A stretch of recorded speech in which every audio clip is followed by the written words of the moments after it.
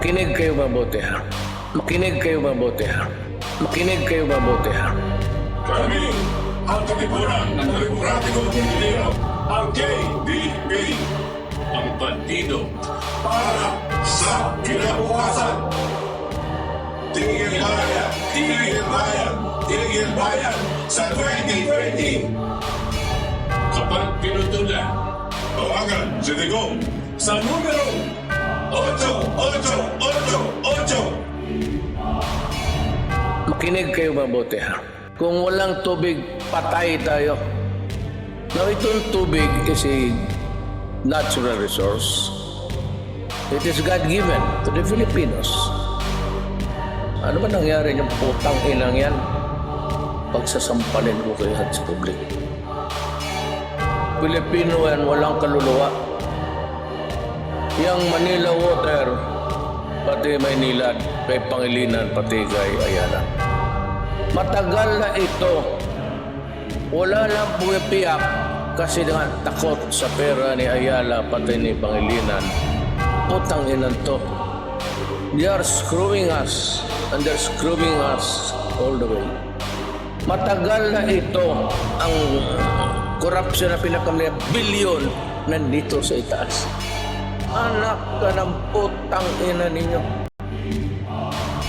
So I want a rich guy who has been wallowing in its filthy house with all the mga tawag pa pala sa kanila sa bahay, senyorita, senyora, senyor, kahilas ng putang ina.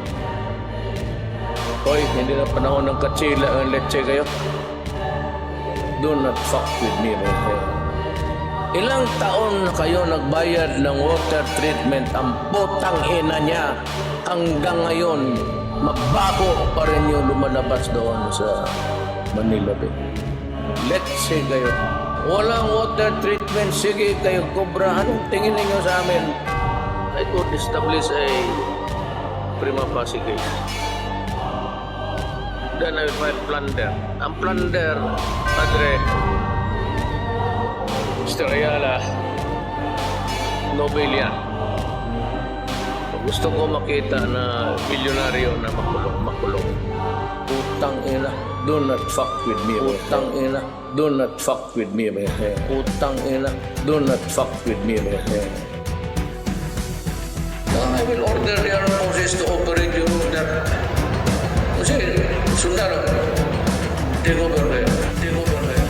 Ikulong, yan ang nararapat sa oligarko. Ibalikan ninakaw nilang dapat sa mga tao. Tigil bayad simula merong 1-20-20. Pag pinutulan ka, sumbong mo lang kay Duterte. Yung pisong halaga, ang inyong naibulsa. Patong na kaso ngayon ang nakakasa. Ilang taong na mayagpag sa laki ng tinatamasa. Nakahiga sa salapi sa pagkukulang umaasa sa potahe na nagpahirap sa mga Pilipino. Walang mga konsensya tuloy sa pagmemerwisyo. Kung di pa na-opposite, digong di pa pansinin. Lalabas ka totoang ipiit ang salarin. Pagkakabos mapanglamang, dapat lang na matigil. Kayo ang nagkasala, dapat kayo ang masingil. Dapat yung patawa-tawa dito na magwawakas. Babagsak kayong lahat, tasarehas sumihimas. Tigil bayan, sigaw ng Pilipino, taong bayan. Mga oligarko dapat lang na maparusahan. Tigil bayan, ang tubig na galing sa kalikasan. Sabay-sabay tayong lahat. Tigil bayan, sigaw ng Pilipino, taong bayan. Mga oligarko dapat lang na maparusahan. Tigil bayan, ang tubig na galing sa kalikasan. Sabay-sabay tayong lahat. Tigil bayan. Binulgar na ng Pangulo natin si Digong. Ang natiwalian ng mga oligarkong pugon. Tangin siya lang ang ating pag-asa na tutugon dito sa mga madugos na dapat nang makulong. Mga walang iya kayo, mga walang pusok yahaman. Inaabuso kahinaan ng mamamayan. Asan ang pinapangako nyo ng magandang serbisyo? Pinako nyo na nga, ginawa nyo bang negosyo? Grabe na, kaya dapat lang matigil na ang kasakiman nyo na ugat ng problema. Ang tubig ay buhay, yan ang inyong tandaan. Ngunit itong oligarko ginawa pang kabuhayan. Kaya ikaw na nakikinig nito sa mga mandarambong, huwag ka nang magpauto. Imulat mo ang iyong mata, buksan mo ang isip mo. Huwag kang matatakot, si Digong kakampi mo. Tigil bayan, sigaw ng Pilipino, taong bayan. Mga oligarko dapat lang na maparusahan. Tigil bayan, ang tubig na galing sa kalikasan. Sabay-sabay tayong lahat. Tigil bayan, sigaw ng Pilipino. Pilipino taong bayan, mga oligarko dapat lang na maparusahan. Tigil bayan, ang tubig na galing sa kalikasan, sabay-sabay tayong lahat. Tigil bayan, tigil bayan, sigaw ng Pilipino taong bayan, mga oligarko dapat lang na maparusahan. Tigil bayan, ang tubig na galing sa kalikasan, sabay-sabay tayong lahat. Tigil bayan, tigil bayan, sigaw ng Pilipino taong bayan, mga oligarko dapat lang na maparusahan. Tigil bayan, ang tubig na galing sa kalikasan, sabay-sabay tayong lahat. Tigil bayan. Habulin ko talaga kayo. Habulin ko talaga kayo. Yayariin ko talaga kayo. Yayariin ko talaga kayo. Yayariin ko talaga kayo. Tigil bayan! Tigil bayan! Tigil bayan! Sa 2020! Kapag pinutulan, tawagan si Digong sa numerong 8888.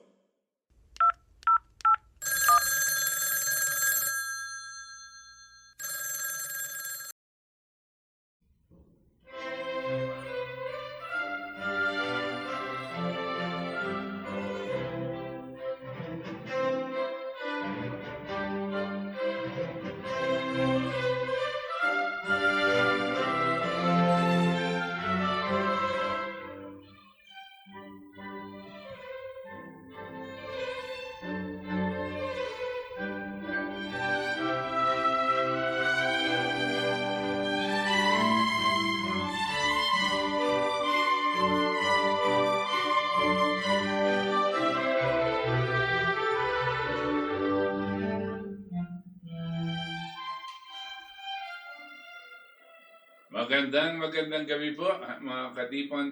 Nandito po tayo sa ating Katipunan at ako'y nagagalak na kasama ko ulit si Itos, no? Dito sa ating programa. I suppose magiging mainstay na po si Itos dito dahil napakarami naming mga messages and requests na kung pwede daw, palagi daw nakikita si Itos. Dahil mas gwapo daw siya sa akin. At any rate, tonight, ang gusto po nating pag-usapan ay ito pong nangyayari sa atin ngayon hinggil sa ekonomiya ng Pilipinas, ekonomiya ng buong mundo, lalo-lalo na din sa Amerika. Ay alam natin po, nagbabagsakan po ang mga ekonomiya. Parang never before experience in the history of the world. No? Pero ano po ang gagawin ng mga leader? Kutod ng leader natin, what can we expect our leader to be able to do? So, anong quality of leadership ang kinakailangan, ang pag-iisip na kinakailangan para magkaroon ng kumpiyansa ang taong bayan sa kanilang leader at maantabayanan nila ang sulong at pagkaganda ng kanilang mga kabuhayan sa darating na panahon.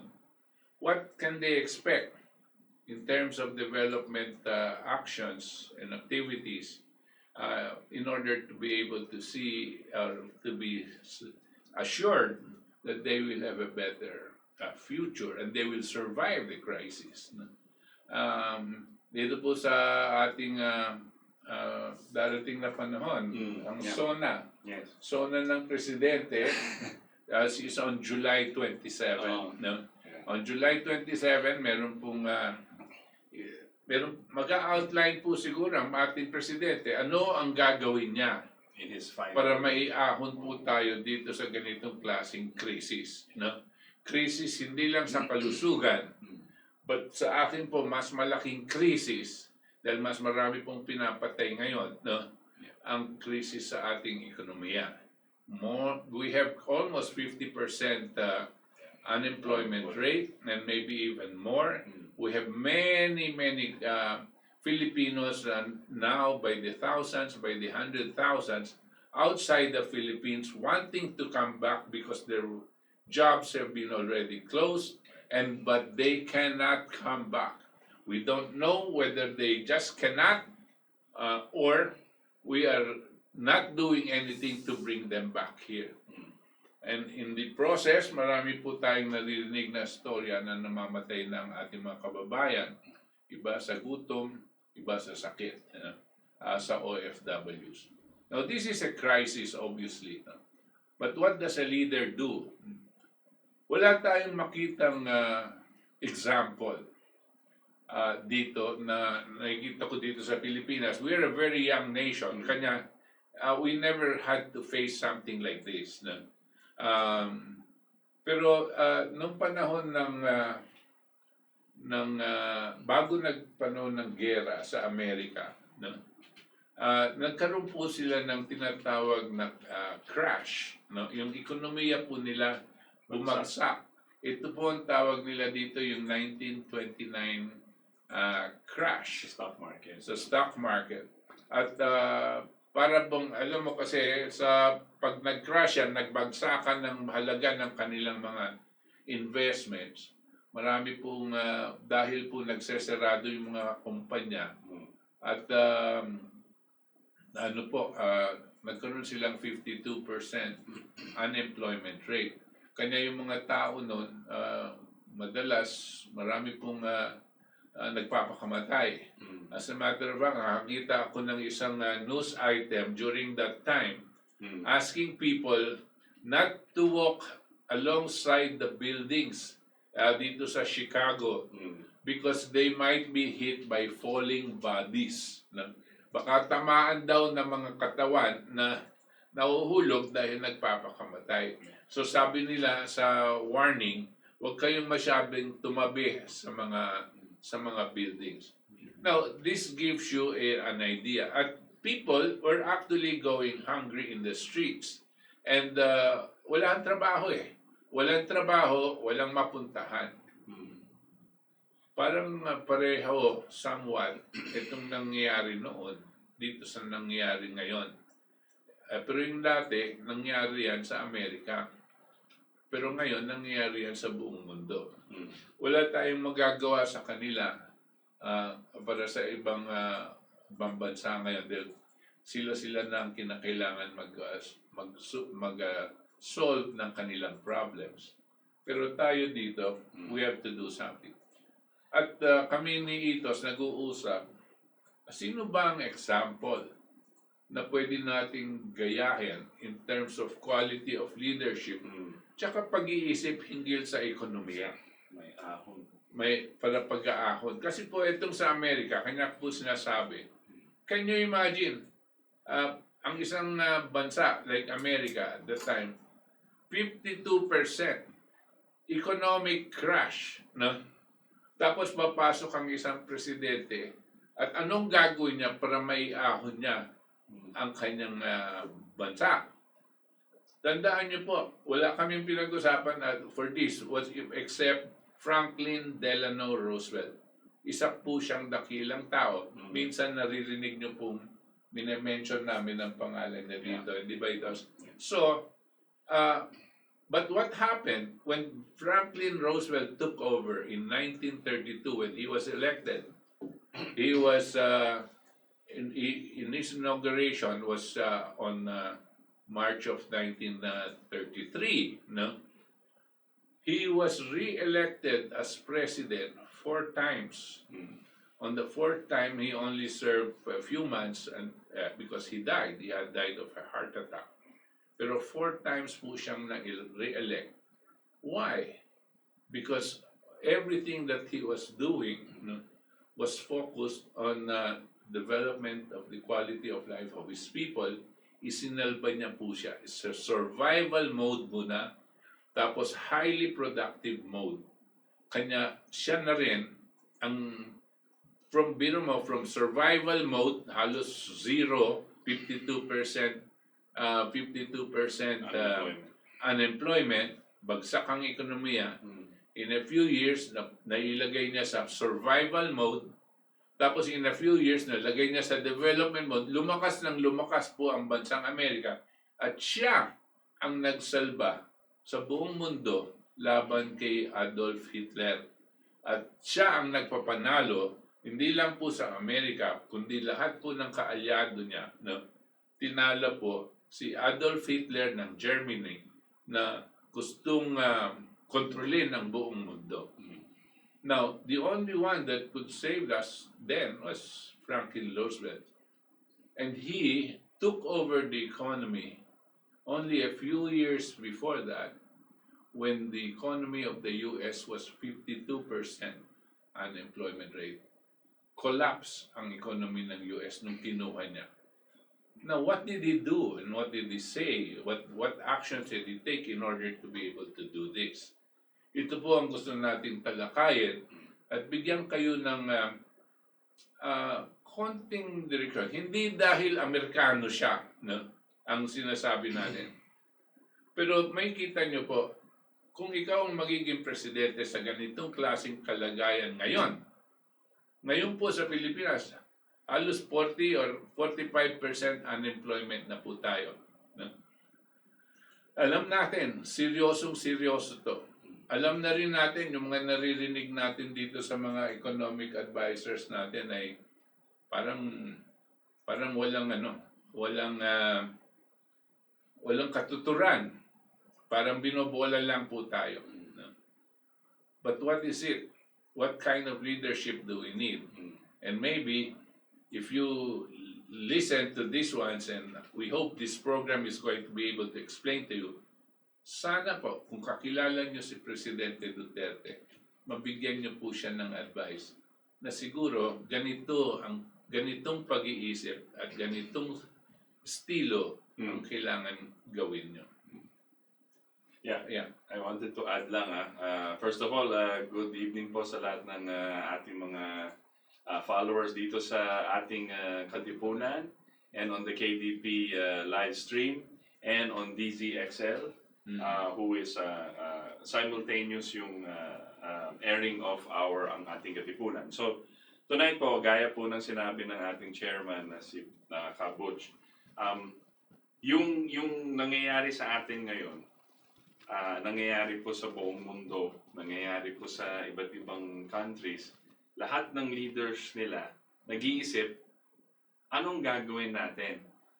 Kasi parang tumigil yung world economy. Okay? Yung conditions po, when it is very similar to what was happening po sa US in the 1920s and 30s.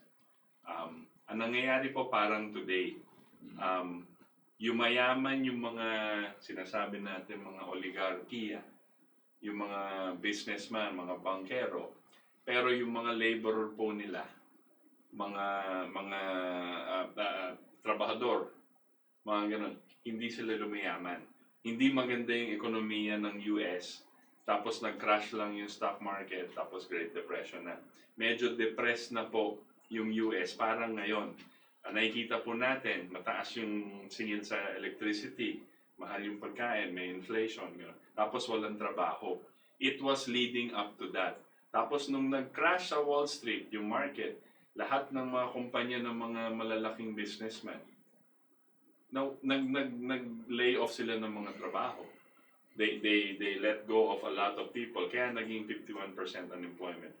Growing up, itong si Franklin Roosevelt sees all of this, nakikita po niya.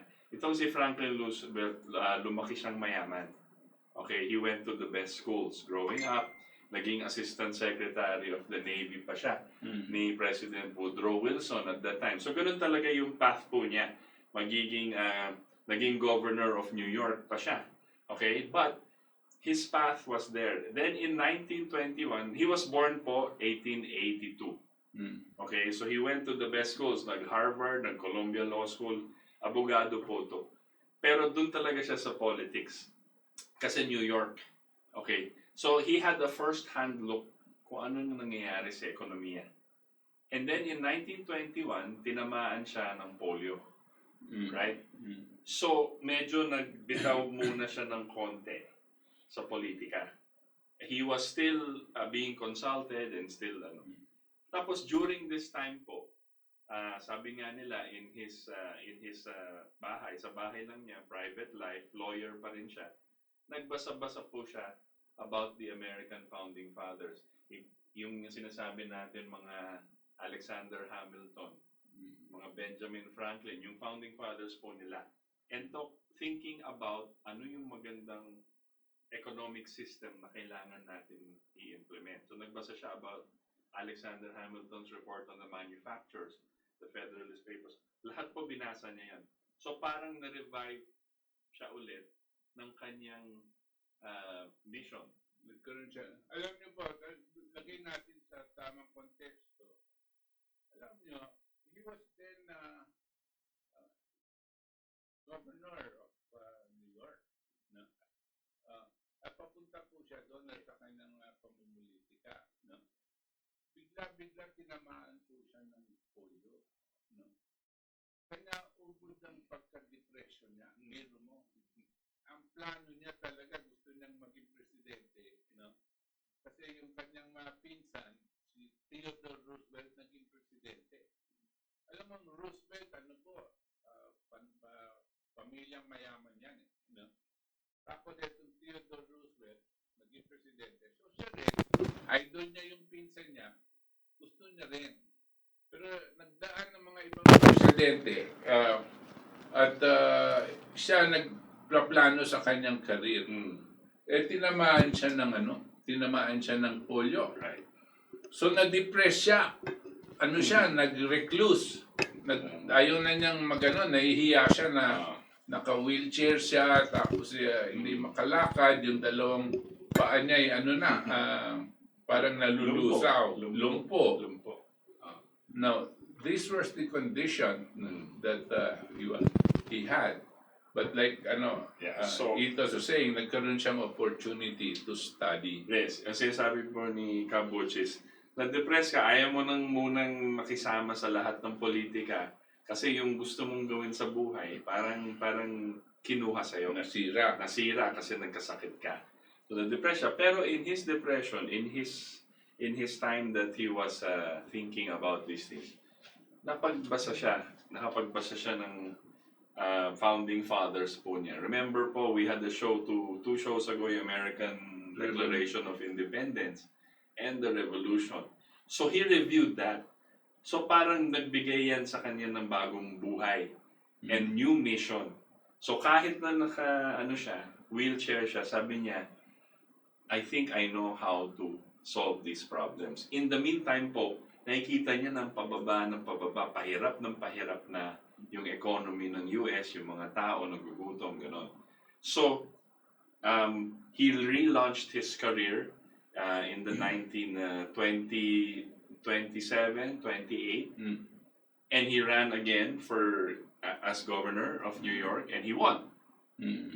And then he was elected again the second time.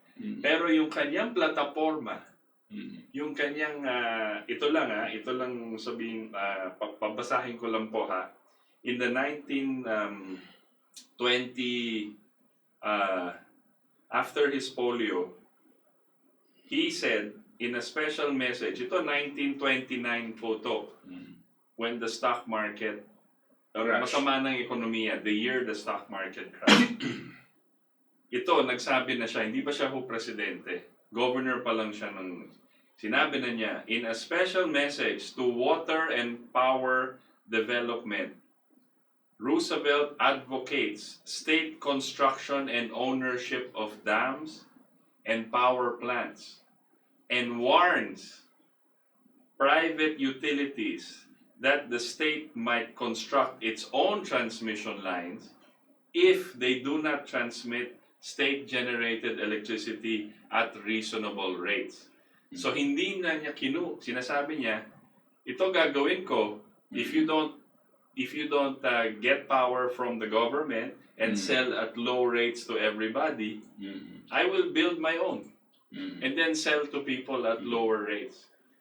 Sige. Kasi yung panahon yun, you can see already that what we consider as oligarchs now, were already taking advantage of their situation, na hawak nila ang kuryente at saka ang tubig.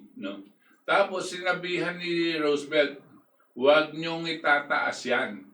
ang gobyerno ang gagawa ng kuryente, pero kayo na nagbebenta ng kuryente, huwag kayong mag-aabuso at papataasin ang singil sa sa kuryente. Kasi doon ang gobyerno ang gumagawa ng kuryente, power generators. Pero yung distribution ng kuryente at tubig, nandito sa privado sector kasi ganyan. Pero sinabi niya, pag hindi kayo nagdiretso diyan, no, kukunin ng gobyerno yung ginagawa ninyo. You can see that even at that time, Hindi pa siya presidente. hindi pa siya presidente, nakikita na niya yung pag-aabuso Yes. ng mga negosyante, no, dito sa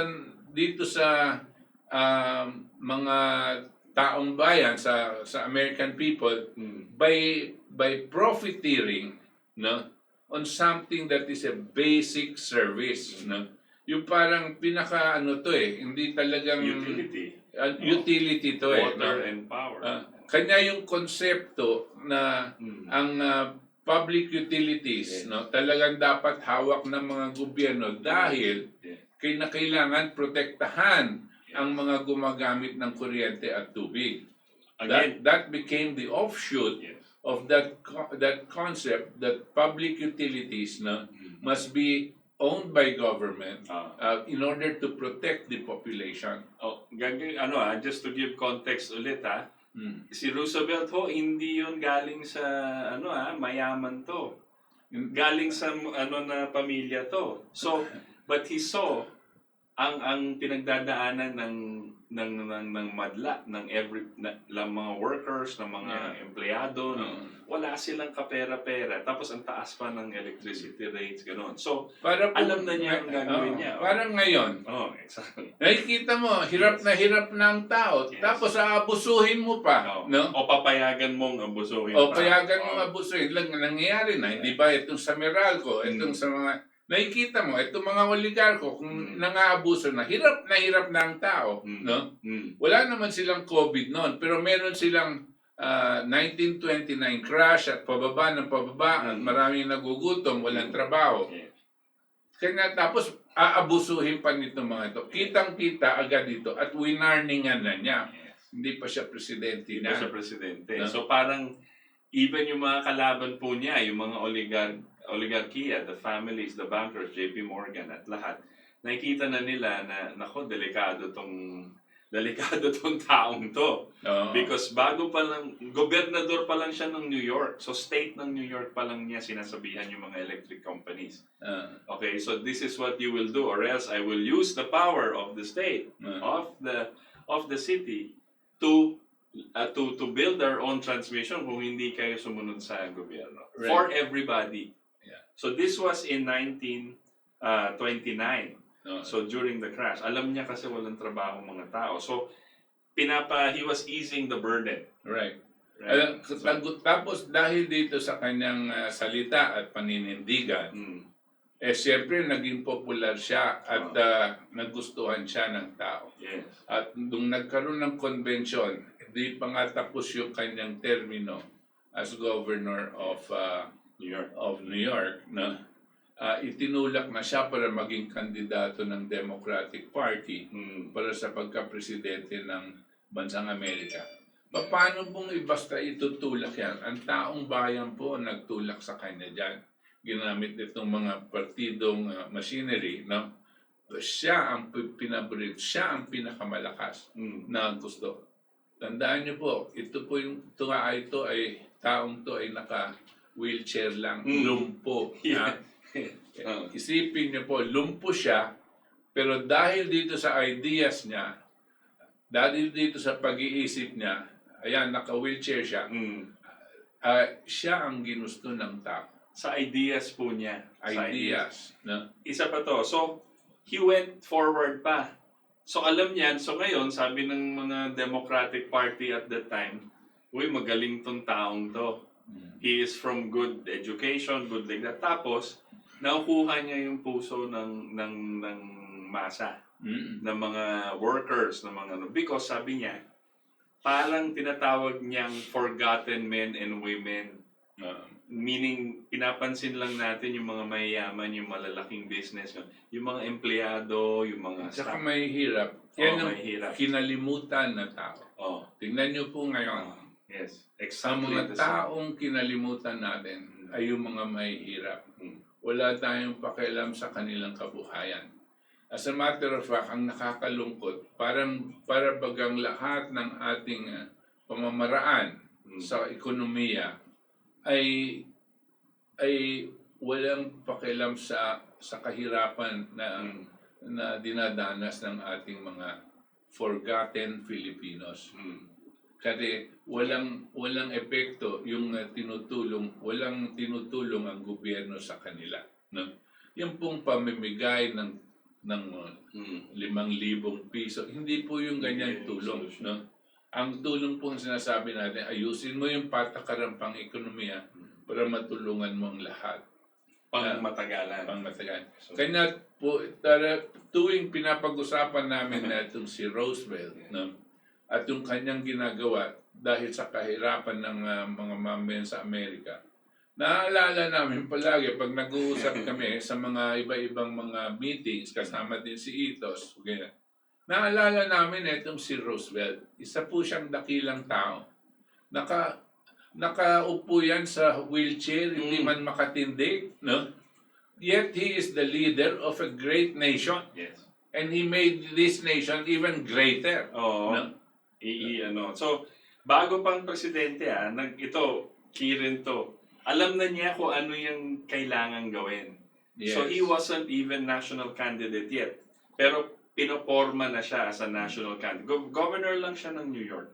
So, Kumakampanya pa lang siya, gusto na siyang patayin ng kalaban. Yes. Sino yung mga kalaban? Yung mga nasa Wall Street, yung mga oligarchy. yung mga oligarchs, no? Yung mga oligarchs ng panahon niya, gumagawa ng paraan para patayin na siya, kumakampanya pa lang. Kasi alam nila na ang tuturukan nitong si Roosevelt, no?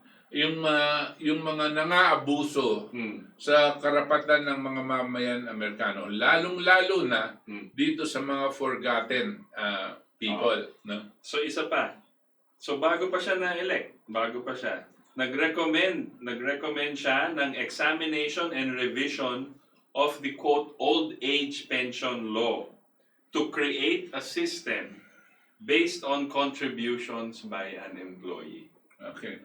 So, that is the start of the social... SSS. Yes. Yan pong SSS, Social Security System, Didn't exist. did not exist before. Ito po ang kanyang konsepto para sasabihin na, para pag nag-retire na, hindi sila iiwanan ng Estado at tutulungan pa rin dahil meron silang SSS system. No?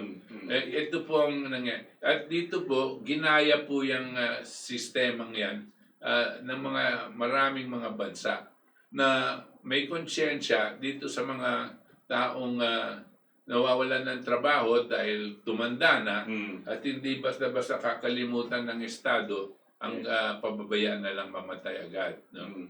So, ang dami po niyang sinasabi in favor of the workers and the farmers and Marami po, if you look at the internet, ang mga gusto niyang mangyari, grabe talaga, parang ngayon lang. Okay. So, you're talking, the difficulties kasi, it's as if though it's today. Yes. But this is a man who lived, 60, 70 years ago, no, as president, and created the conditions to create the most powerful nation in the world. No? Doon po naging basehan at yung kanyang economic program. Ang problema po sa Amerika, hindi po lahat ng mga leader pare-pareho. No? May mga matitibay at magagaling na leader at tulad po nila, umpisahan na natin kay George Washington, tapos nandyan sila Abraham Lincoln, tapos nandyan din si Franklin Delano Roosevelt, nandyan din si John F. Kennedy. No? Si Lincoln at si John F. Kennedy pinatay po. Yeah. Any rate, bakit pinatay? Dahil sa kanilang economic program din. Yes. Pero ito si Franklin Roosevelt, diyan po siya nanggagaling. No? Ito po yung sitwasyon tapos gumagawa siya ng paraan paano i-fast track natin dito, fast track, sige. okay? So, Nagustuhan siya ng tao, naging President. hinalal siyang presidente in 1932, no? yes. Tandaan nyo, yung 1929 crash ng stock market ng Wall Street sa Amerika, 3 years with nagkaroon sila ng Great Depression. Depression po, Great Depression. Ito po yung sinasabi natin, gutom ang tao, walang trabaho, no? They were starving, no? At kung minsan meron po tayong makikita mga sine tungkol dun sa kapanahunan yun. Yeah. So eto na ngayon si Roosevelt at sinasabi niya, ganito ang gagawin natin para maipaahon natin ang ating bansa. Ito yung before we have a clip of the inaugural address. Ito yung inaugural, nung kapag halal niya, meron po siyang maliit na speech. And we want you to listen to Yes. this. So, in just a background, no? So, 1932 November po, hinalal siya. Okay? November 1932. 1933 in Feb, May, nagtangkang patayin na siya. 1933, hindi pa siya umuupo, may tangka sa Miami, Florida. March 4, Paano, binaril, naka-convention siya, tapos may narinig na putok. Putok. So, Dapaan. tapos they covered him. Pero Yeah. hindi siya natamaan. Okay. Pero obviously, he's the candidate. So, tapos March 4, he is inaugurated as president. He addresses the nation on his plans to fight the depression, stating, quote unquote, the only thing we have to fear is fear itself. Right. Also pledges that the United States will be a good neighbor to all countries. Right. So wala siyang sinasabing we will fight. No, we will be a good neighbor. Let's work together. So we have the speech here. Medyo kasi 1933 pa to, pero at least we have a record of it. Sige. And then, bago yan, gusto ko lang i-emphasize, yung pong pangako niya, we will be a good neighbor to all nations. Kakaiba yan dito sa nangyayari ngayon, present day, na ang Amerika, meron silang tinatawag na American exceptionalism. No? Ang attitude po ng Amerika ngayon, itong mga liderato ngayon, ay kami ang magaling, kami ang pinakamalakas. No? Kung anong gusto naming gawin, matakot na kayo. Pagkala, you are either with us or against us. So it was now people like Obama before used to say this because they always have a threatening attitude. Pero noon, si Roosevelt, nung na-inaugurate siya, we will always be a good neighbor to all nations. Like Trump. Si Trump, ganyan din ang kanyang direction. We can listen to the speech now and then pakinggan niyo po, maganda po. Sige, I'll go.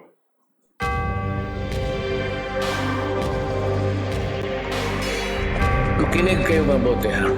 Makinig kayo mabuti ha. Makinig kayo mabuti ha. Kami ang katipunan ng Demokratikong Pilipino. Ang of national consecration. para sa kinabukasan. On this day, my fellow Americans, Tigil bayan!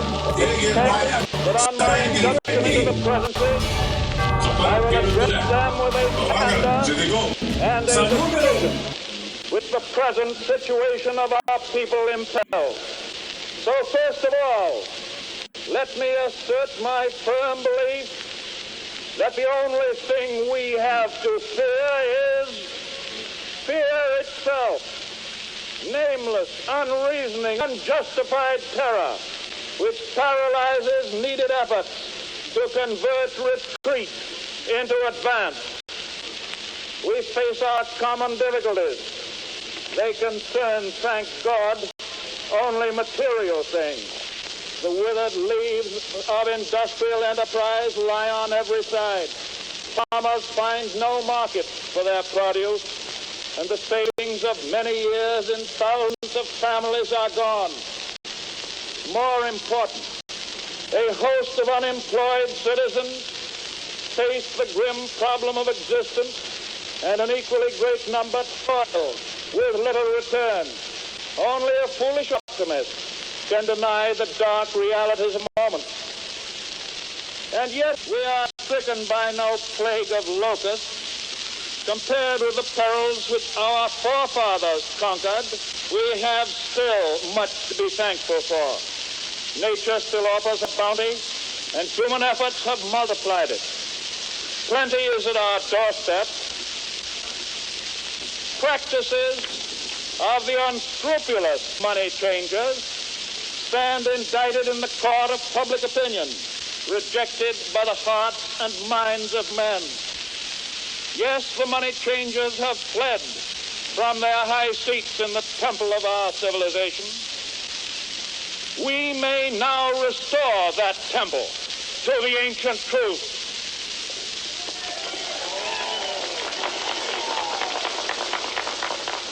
This nation is asking for action, and action now.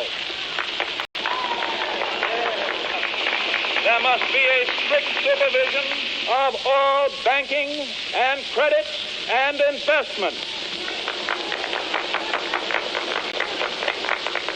There must be an end to speculation with other people's money.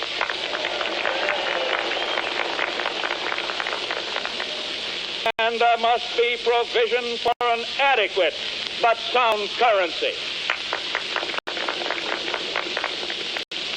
These, my friends, are the lines of attack I shall presently urge upon a new Congress in special session detailed measures for their fulfillment, and I shall seek the immediate assistance of the 48 states.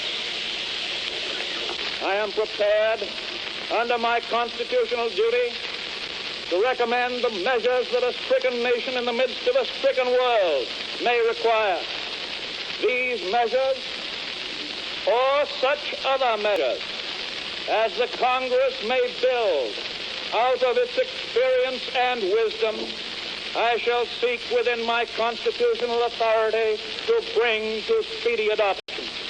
But in the event that the Congress shall fail to take one of these two courses, in the event that the national emergency is still critical, I shall not evade the clear course of duty that will then confront me.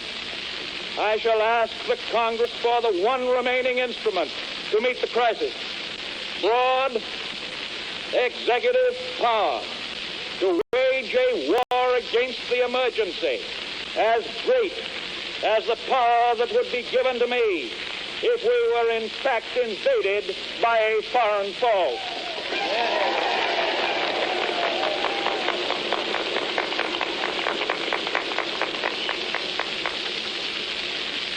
In this dedication of a nation, we humbly ask the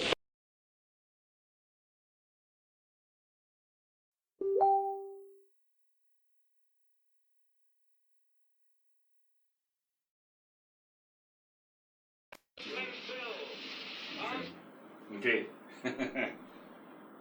Okay, yan po ang clip ng speech, inaugural speech ni Franklin Roosevelt. That was on his first Inaugural, 1933. 1933. At ang una-una pong napaka-importanteng sinabi niya, there is nothing to fear but fear itself. Huwag kayong matakot. Sabi niya, you must not have this meaningless terror, Yes. no? Panic, Unreasonable no? panic. Unreasonable panic. Tingnan niyo po tayo ngayon. Parang sinasabi dapat ng leader, huwag kayong matakot, no? There is nothing to fear but fear itself, sabi niya. Huwag kayong ma-terrorize, huwag kayong praning, no? Gagawa tayo ng hakbang, para maayos natin ang ating buhay, no? Unang-una, marami siyang sinabi, pero ang mga napaka-importanting sinabi niya, sa etong mga oligarko na yung money changers, ito pong mga bankero na gumagawa ng mga paraan para mahirapan po kayo, no? Ay pipigilin na natin yan. Hindi na matutuloy ang mga ginagawa ng mga bankerong yan. Pangalawa, sabi niya, tatanggalin na natin ang mga naglalaro sa stock market.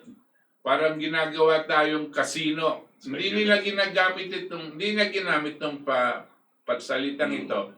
Pero pinapaliwanag ko lang po sa inyo. There will be no speculative investments. Ito po yung ibig sabihin yan, yung speculation, para kung nasa casino, hindi ba? Tumataya ka, baka sakaling manalo. Wala na po yan. Tapos dahil itong mga bangkerong to, ginagamit yung pera ng taong bayan, yung nakadeposito sa mga bangko, yun ang itinataya. Tapos natatalo. So anong nangyari? Nawala ng pera ang mga depositors. Sabi niya, wala na yan. At gagawa pa siya ng mga ibang hakbang. Hindi ko natandaan yung iba.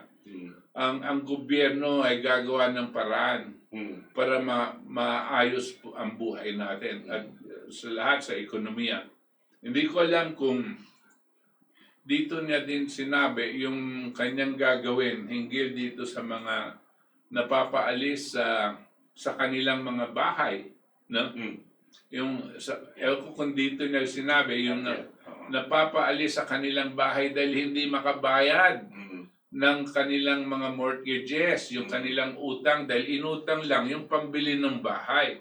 Tapos itong mga bankero, pinapaalis na sila. Kasi hindi makabayad. Dahil hindi makabayad. Sabi niya, hindi mangyayari yan. No?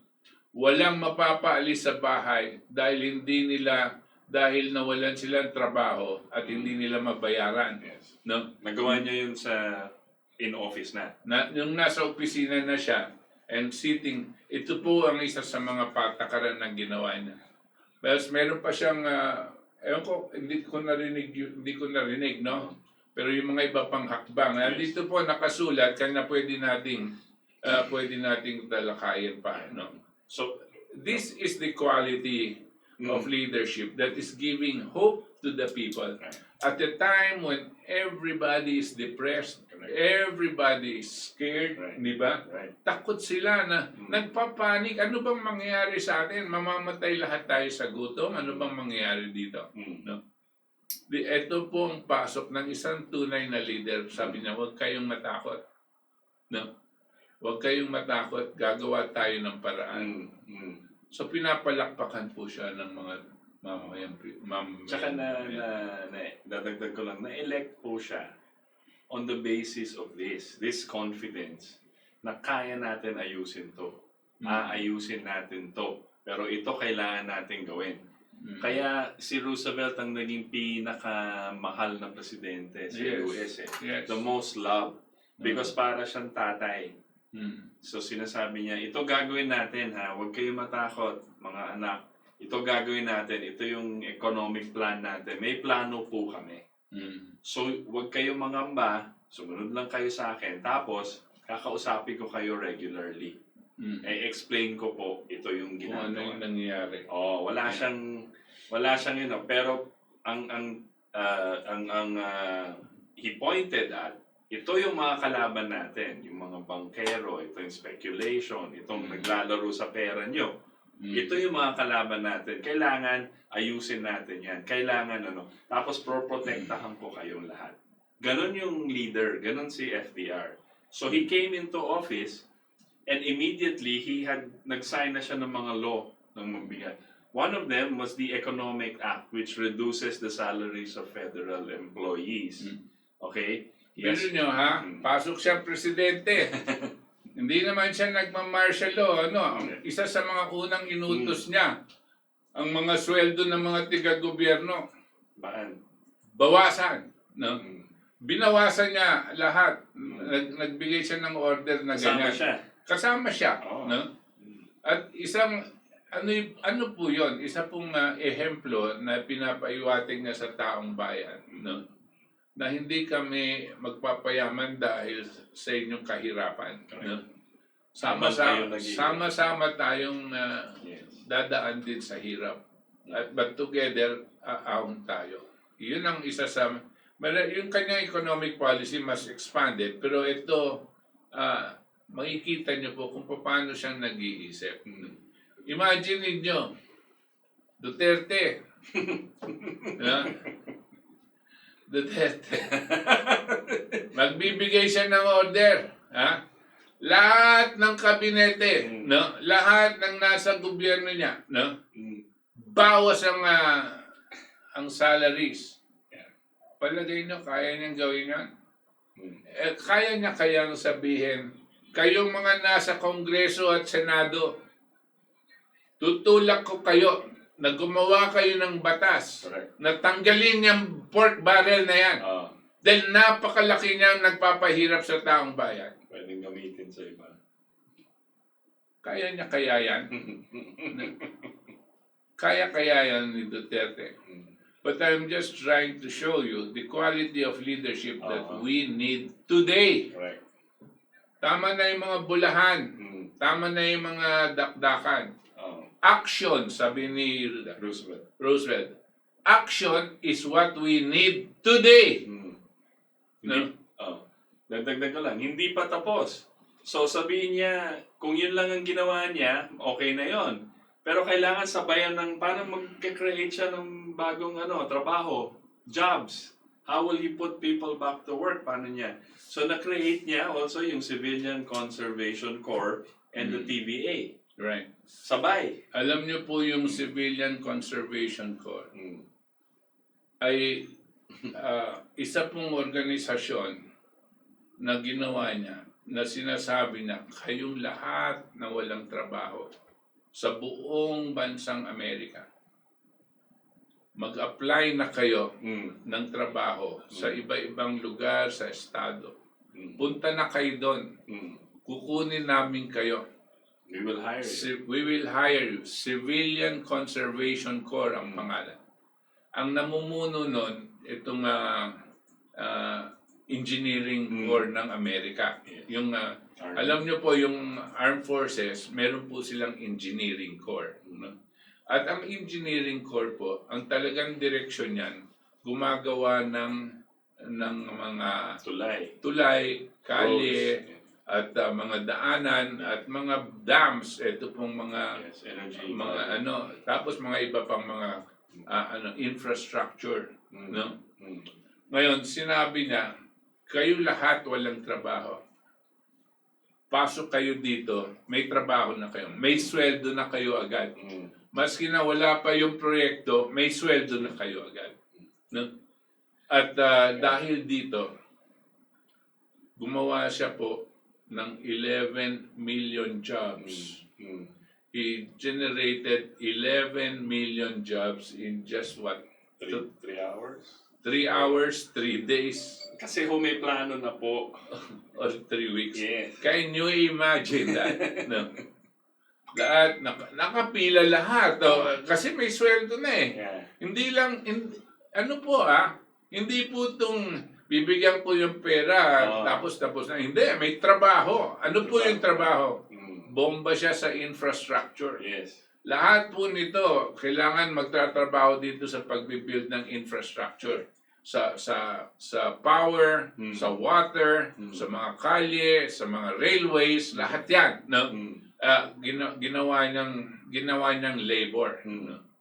Imagine, hindi niya binigay ito sa mga kontratista na nagpapataas. Yung privado. Hindi niya idinadaan itong mga proyektong to dito sa mga congressmen at mga senador, no?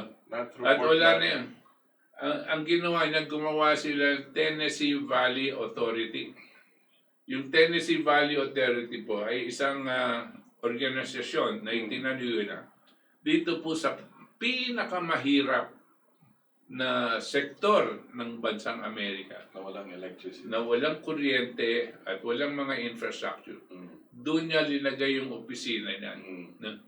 At nagsimula siyang magbuhayin yung buong lugar. Nag-umpisa siya dito, pero nag-expand yan all over the United States. Correct. Nagbigay siya ng trabaho, no?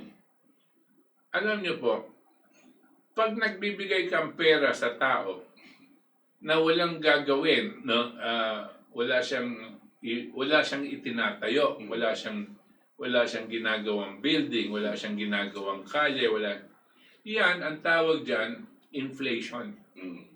Kasi nagdadagdag ka lang ng pera na iikot sa sistema na walang equivalent increase in the production of goods. Pero kung magbibigay ka ng sweldo sa mga tao na gumagawa ng mga infrastructure, no? Ano po yun? That is not inflationary.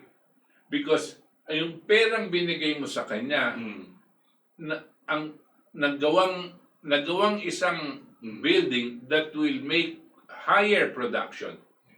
So it is an investment. Yung binigay niyo po sa tao para mag-build ng infrastructure, hindi po gastos. Investment.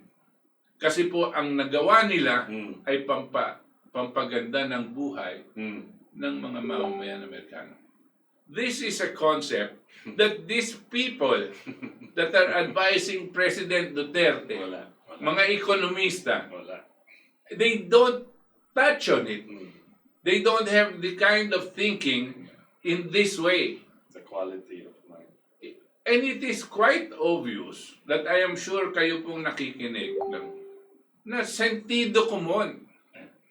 Magbibigay ka ng 270 o 300 billion pesos, ipagmumudbud mo 5,000 pesos per family dyan sa mga barangay. Anong nangyari? Wala. Bula. Kung embes na ginawa mo yan, ilinagay mo yan sa isang infrastructure project na gagawa ng trabaho at gagawa ng mas magandang buhay. Wag na lang yon. Tingnan nyo dito, ang kinakalaban din ni Roosevelt, yung mga oligarko sa tubig at sa kuryente. Yes. Kung sabihin na lang ni Duterte, embes na bibigyan ko kayo ng 300 billion cash, no? Babawasan ko na lang ang singil sa inyo ng kuryente.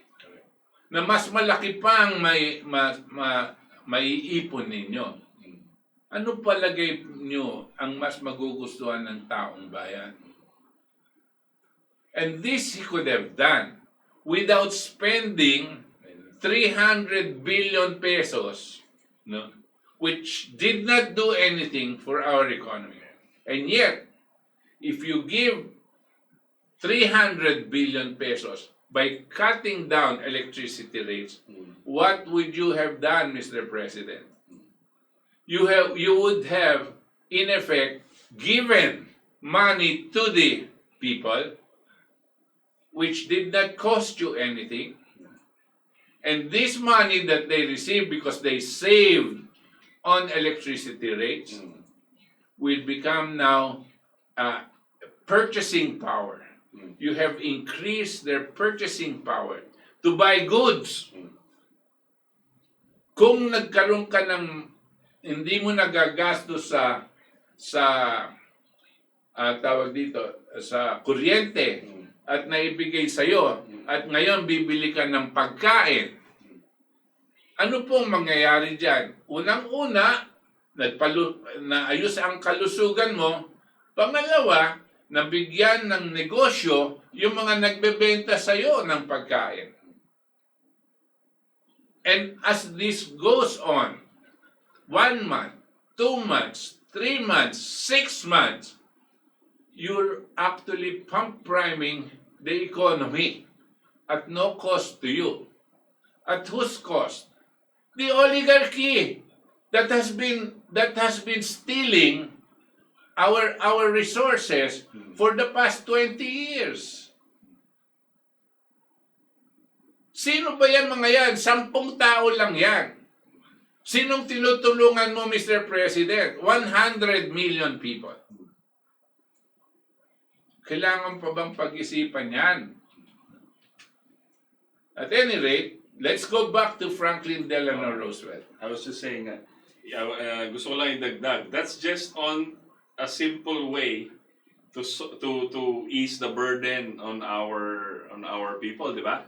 So yun lang, electricity pa lang yan. So then you have to think about how do we create more jobs? How to push the economy forward? So ang sabi nga ni Butch kanina, yung Homeowners Refinancing Act. So he said nobody will be out of a house, out of a home. Yung mga bangko hindi pwede foreclose ng mga bahay ng mga tao. Okay? Number one. And then kasama sa Civilian Conservation Corps, yung creation ng TVA, which will create dams and energy projects and bring electricity to the south.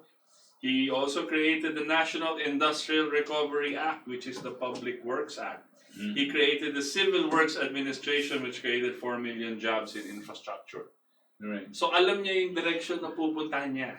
Lahat, it is creation of jobs. Yes. Kasi kung may trabaho ang tao at nagpro-produce sila ng assets ng mga infrastructure, no? May pera ang tao para bumili ng mga goods. So umaandar yung ekonomiya mo. Tsaka yung Industrial Recovery Act po kasi, during sinasabi natin, yung stock market crash po, hindi, yun yung parang sinasabi natin caused the Great Depression. No, but there was already a Great Depression in the US. So because hindi na po nag-industrialize yung United States, nagiging speculative na po yung economy. Nagiging ganun na yung economy. Nakita po ni Roosevelt yan. Kailangan i-revive yung industrial power ng US. Ano po yun? Manufacturing, factories, energy, chemical, lahat. So kailangan daw i-revive yun. So nagsulat siya, National Industrial Recovery Act, which we can tell Congress, if KDP is in our leadership, we will tell Congress, gagawa tayo ng 50-year Industrial Act or Industrial Recovery Act. Economic planning for 50 years. Hindi lang po 6 years.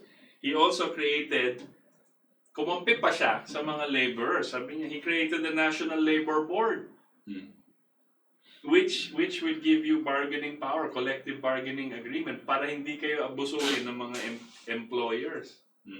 Na mga so what he did in 1 year, the first year in office, unang taon pa lang, he created na the basis of what the American economy will be for the next 60 years, 70 years.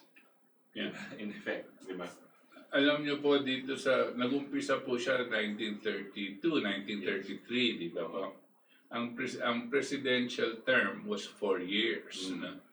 So after the first 4 years, pasok na naman siya on the next term, re-elected po siya. At by that next 4 years, he was able to put the US into an industrial producer mode. No? At hindi lang po production of food or production of the...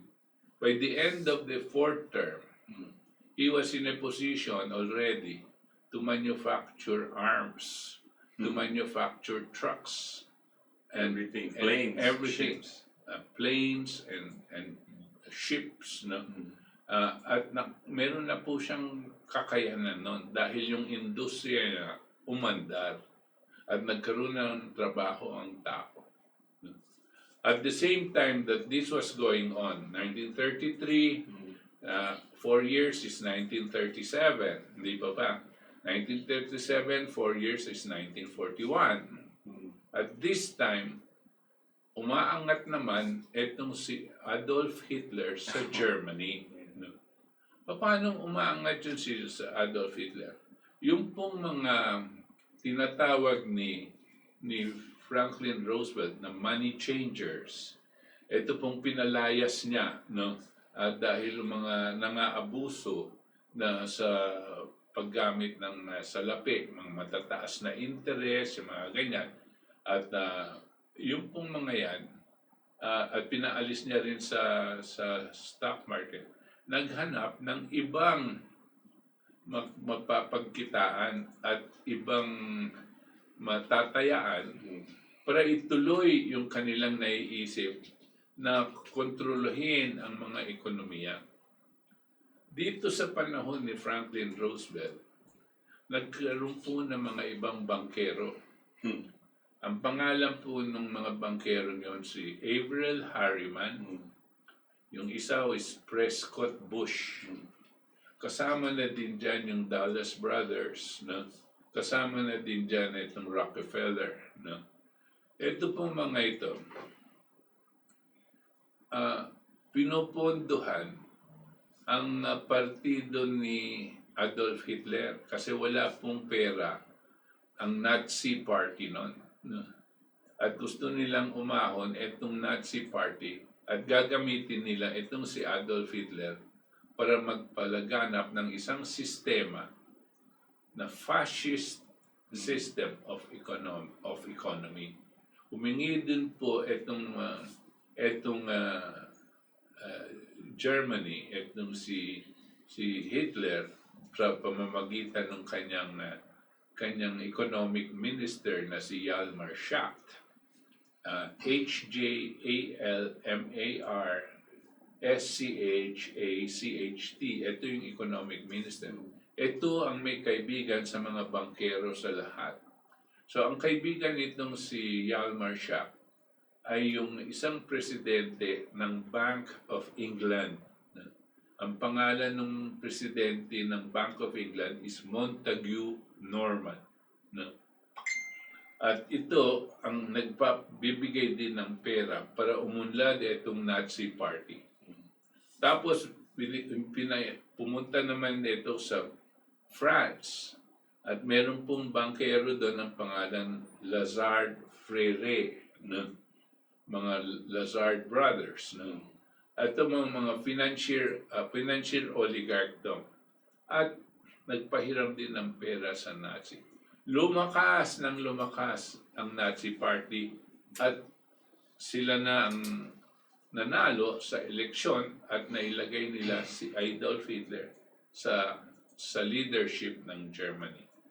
Meanwhile, ito pong si Roosevelt, no, tinapatatag na ang bansang Amerika.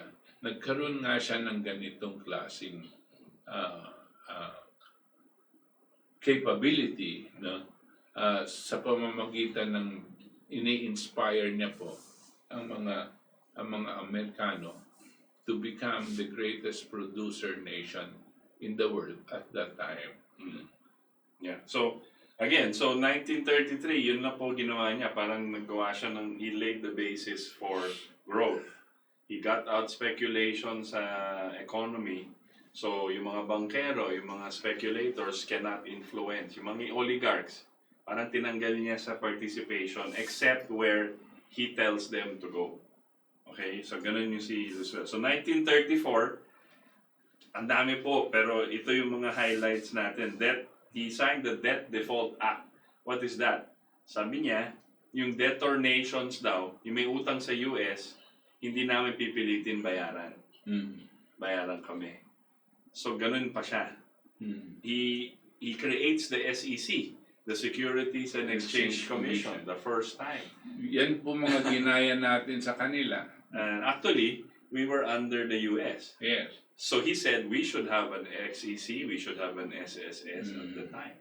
Because also, yung sabi natin, Roosevelt was preparing us for independence. Dapat malaman niyo po pala to. Very important. Yeah. Nung panahon na nito, no, colony pa tayo ng Amerikano, Yes. no? Parang pag-aari pa tayo ng mga kano, no? Na we got our independence. Pinangako niya sa atin yan in 1946. Because in 1936, pinangako niya sa atin na 10 years from that time, we will be independent. Pero bakit 10 years? Kasi sabi niya, kailangan pag naging independent kayo, may sarili na kayong kakayanan. So ang gagawin niya, tutulungan niya tayo sa infrastructure building, no? So that by the time 1946 arrives, we already have our capability to stand on our own. That was the idea. No? But it's good you brought that up, Oo. no? Because we only got our independence in 1946. Pero patay na siya. Patay na siya si Roosevelt 1945. No? Pero dahil pinangako niya 1946, wala pong magawa yung na-succeed sa kanya si Congress, Truman, Truman. kundi ibigay ang ating independence. No? So, but Roosevelt saw this as an opportunity po, again, to show the world what the American system really is. It's not free trade, but it is government acting as directed credit to industries to help grow the economy. Ganun yung same as Alexander Hamilton, same as Lincoln, same as what FDR want. Ang kakaiba, dadagdagan ko pa yung sinasabi ni Itos. No? Yung pong kasing sinasabi natin free market, free trade, wala pong pakialam ang gobyerno. No? Let the market forces determine the economic well-being of the country. No? So, ito yung tinatawag na free trade. Sige, laissez-faire, walang pakialam ang gobyerno. Ang nagtutulak po nito, ang bansang Inglaterra. No? Bakit po? Dahil ang mga colonist, ito marami silang mga colonies ng mga pag-aari. Pag nagsabi kang, pag sinabi mong ayoko ng free trade, no? Hindi sila makabasta-basta papasok sa bayan mo Dahil meron kang sariling mga patakaran sa ekonomiya. May taripa. May mga taripa. Ang sabi ng Inglaterra, kailangan bukas yan, free trade. No? Yeah. Free trade. Kung mas mura ito, bayagan yung ipasok yan. Ganyan po ang kanilang, pag pumasok naman sila, sila na ang kumukuha ng resources ng bayan. Matira matibay. Okay. Ang kay Roosevelt naman po, fair trade. No? Tsaka sinasabi niya, ang gobyerno ay isang sovereign nation state. Meron silang karapatan mag-determine ng kanilang economic destiny. No? At kailangan igagalang natin yan. Huwag natin bubuwagan kung yun ang gusto nila. No? Kaya importante, irespetuhin natin sila. Huwag mong basta pipilitin buksan etong kanilang ekonomiya. At kung hindi nila binuksan, gegerahin mo sila. Ganyan ang gawain ng Inglaterra. British Empire. They did that with China. Yes. And other nations.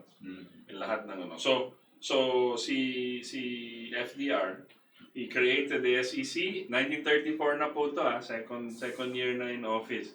He created the Public Works Department. Okay? He created the Resettlement Administration, which nakita niya yung mga jobless na farmers. I-resettle niya, bibigyan sila ng tulong, tapos para makaahon. He also created the National Youth Administration, which gave jobs to young people 16 to 25 years old. Para hindi, hindi pa, basta binigyan sila ng tinetrain sila, tapos naging trabaho. Ang nag-absorb dyan, usually yung government, public works, everything. He also created the Social Security system. Right. Which was in 1934. Ito na yung umpisa when, and then he also said, marami pa siyang ginawa, you can research this, pero sinasabi rin niya, because nga sabi ni Butch kanina, towards war na yung Europe, tumataas na yung Nazi Party. Sa Italy, lumalakas na si Mussolini, yung we talked about last week. Ito, diktador, fascist, corporatism. Sila talaga ang free trade. Ganun gusto nila. Malakas ang matitira. Pero kaalyado nila si Hitler. Yes. Tsaka yung mga bankero. Tsaka mga bankero. Kasi nakikita nila, I think you have a picture of Mussolini. Rocks yan. Yan si Il Duce, si Mussolini. Yan yung diktador ng Italy. So, at this time, by 1934 or 34, in-invade na ni Mussolini yung Ethiopia, which is in Africa. Pero si Roosevelt ayaw makisama dyan.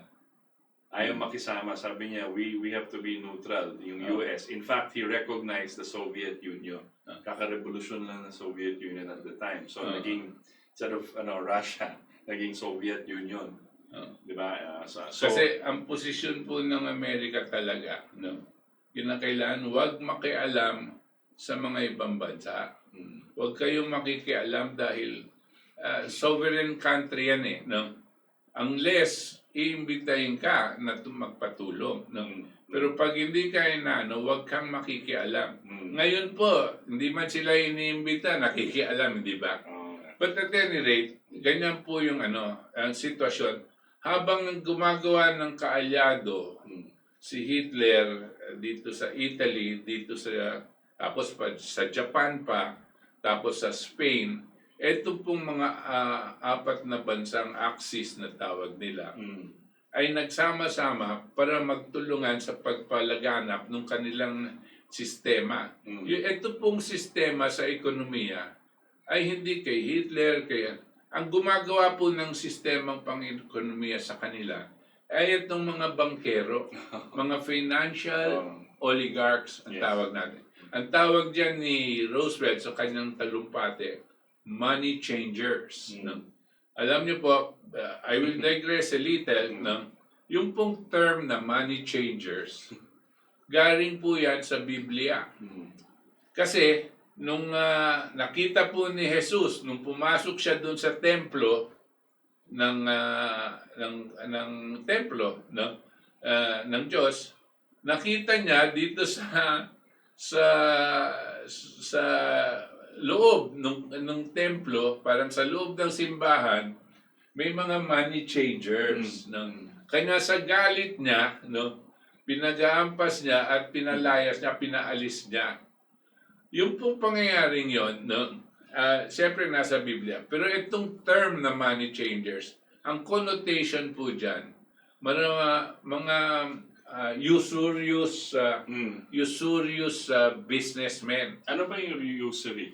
Usually, sobra-sobra ang singil sa interest, no? Ihiram ka ng 10 piso ngayon, bukas kailangan magbayad ka ng 20 piso. Mga ganyan, no? Yung 5-6, mahigit pa sa 5-6 ang ginagawa nito mga bangkerong to, no? So, yun po ang usury. Yun po yung mga money changers. Ito po yung nagtutulak dito sa mga fascist economies na itulak nila itong sistemang ito. Okay, sabay nitong kila Hitler na lumalaki at nag-aatake ng mga bansa, lumalaki naman ang bansang Amerika sa kanyang kakayanan. Dumating ang panahon, itong mga Inglaterra, tinanggal nila yung kanilang isang chancellor, yung kanilang parang prime minister, na nakikipag kaibigan, negotiate kay Hitler, na kunwari wag mo kaming atakihin, kamampi tayo, yung mga ganyan. Tinanggal nila at yung pinalit nila si Churchill. Winston Churchill. Dahil bakit nila pinalit? Aatakihin na sila ng Germany. No? At magdo-double cross na si Hitler sa kanila. So si Churchill ang linagay, tinanggal itong isa. Anong ginawa ni Churchill? Tawag siya kay Roosevelt. Mr. Roosevelt, aatakihin na kami ng Germany. No? Wala kaming mga armas, wala kaming mga eroplano, wala kaming pangdepensa. No? Bentahan mo naman kami nito, no? Nitong mga ito. Ito ang nangyari, no? Ewan ko kung malilihis tayo sa usapan, pero just to show you, tingnan nyo itong sitwasyon natin ngayon. Alam nyo po, itong pagpapalawak ng economic collapse sa buong mundo, ano po ang kinakatakutan natin? Magkakaroon ng maraming gera, hindi po ba? No? At ito din, ng World War II, no? Ganyan po ang nangyayari. Nung pagbagsak ng mga ekonomiya, no? Anong kinahitnan nito? World War II. Okay. Buti na lang, meron bansang Amerika at meron siya ng, by that time, bagong-bago, kakayanan. At he was in a position to help other countries. Maski na pinagbabawalan siya ng Kongreso, ganyan-ganyan, sabi niya, hindi ko naman ibebenta sa Inglaterra itong mga armas, no? Kasi bobombain lang sila. Pero kailangan nila. So ang sabi niya, papahiramin ko lang, no?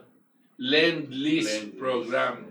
Papahiramin ko lang itong mga armas tsaka mga eroplano sa kanila. At bayaran nila ako kung kailan nila kayang magbayad. Pay when able. Yeah. So ito ang palusot niya na pinipigilan siya ng kanilang sagiligang batas na tulungan itong humihingi ng tulong. Sabi niya, kinakailangan tulungan natin yan. Bakit? Kasi, sabi niya, ganitong sinabi niya, kung ang kapitbahay ko, yung bahay ng kapitbahay ko, ay nasusunog, at humihiram siya sa akin ng hose para matulungan siyang patayin yung sunog. Sasabihin ko ba sa kanya, bayaran mo muna ako bago mo gamitin yung hose? Maraming ganyan ngayon. Oo. Ang bibigay ko talaga. At bakit ko siya papahiraman? Kapitbahay ko. Pag yung lumaki pa ang sunog dyan, pati yung bahay ko masusunog. Kaya papahiraman ko na siya ng water hose. Ganyan ang logic na ibinigay niya sa mga tao. Tunay yon. Pag hindi napigil si Hitler dun sa Inglaterra, malamang lalaki yung sunog at pati na Amerika at pati na yung buong mundo kasi pumapasok nila sa Africa, pumapasok na sila sa yung mga Hapon, yung kaalyado nila, pumapasok na dito sa Pilipinas at niya. Lalaki yung sunog. Kanya po ginawa niya yon, no? At yung pag-iisip po ng tao, no, ay napakagaling. At sentido común lang. Hindi naman niya talagang pinag-aralan lahat yan. No? Yan ang hinihingi natin sa ating Pangulo. Kaya mahal siya ng tao eh. Yes. Diba? Si Roosevelt. Because ang dami niyang na-create. Ang dami talagang in the first term. First 3 years po, nagbigay na siyang 11 million jobs just like that. Tapos na-revive niya yung industrial capability ng US. He took care of the farmers. He took care of the employees. Tinanggal po niya yung nangaabuso. So he created the SEC to watch over these speculative instruments. You cannot just do that. He created the SSS para may security po tayo when we're already retired. To get that pa rin. Meron pa rin natatanggap at hindi lang pinapapabayaan. Ang dami niya pong nagawa. Yung TVA, binigyan niya ng electricity yung mga ang daming tao dyan sa southern part ng US. Binigyan niya. Ang dami niya pong nagawa. Tapos on top, dams. Nagtayo siya ng mga dams. Dams across the US. Alam niyo po yung dams, no? Wala pang nuclear power ang mga Amerikano noon, no? So nagtayo siyang maraming dams. Dito po sa kanyang 4 na taon, o 3 at kalahating na taon na naging presidente, 3 terms, na 3 terms niya, so bali 12 years and about let's say 14 months siyang naging presidente. Alam niyo po ang kinonstruct niyang mga dams, 2,000 dams. Ano mo pang dams? Ginagawa mong imbakan ng tubig, no? Gagawa ka ng imbakan ng tubig para i-control mo yung pagdaloy ng tubig sa mga ilog. Ito yung dam. Pag nagawa mo yan, para mo siyang gumawa ka ng paraan para hindi magbabaha. Hindi magbabaha. Hindi lang po yan. Ito pong isa ng benepisyo. Pag nagkaroon ng imbakan ng dam, just like a artificial lake that you create, you can now construct tributaries, maliliit pong daluyan ng tubig, buhat doon sa imbakan ng tubig. papunta po sa mga sakahan towards other farms so that they will have irrigation. No? Ito po, parang pag may irrigation po, lalago ang taniman, no? At marami kang pagkain na maiproproduce. Hindi lang po yun. Dahil po imbakan yan at kinokontrol mo yung pagbagsak ng tubig. Dahil siyempre pag napupuno yan, kinokontrol mo. At maglalagay ka po ng generator dito sa loob ng dam para pag tinamaan ng tubig, aandar po yung turbina. Pag umandar po yung turbina, meron kang kuryente. So anong nagawa niya sa dam? Meron siyang kuryente, meron siyang irrigation. Nakontrol niya yung tubig at nagamit niya para sa sakahan. No? This is what they had done even before nuclear age. No? 2,000 dams. Can you imagine the impact of this on the American economy and the quality of life of the American people? This is the quality of thinking that the leadership has to have. Huwag niyong sasabihin, yung mga Amerikano magaling yan eh. No? Tayo, mga Pilipino lang, hanggang dito. Huwag ganyan po. Pare-pareho tayong mga tao. Yes, We are all human beings with the same capability to push and think.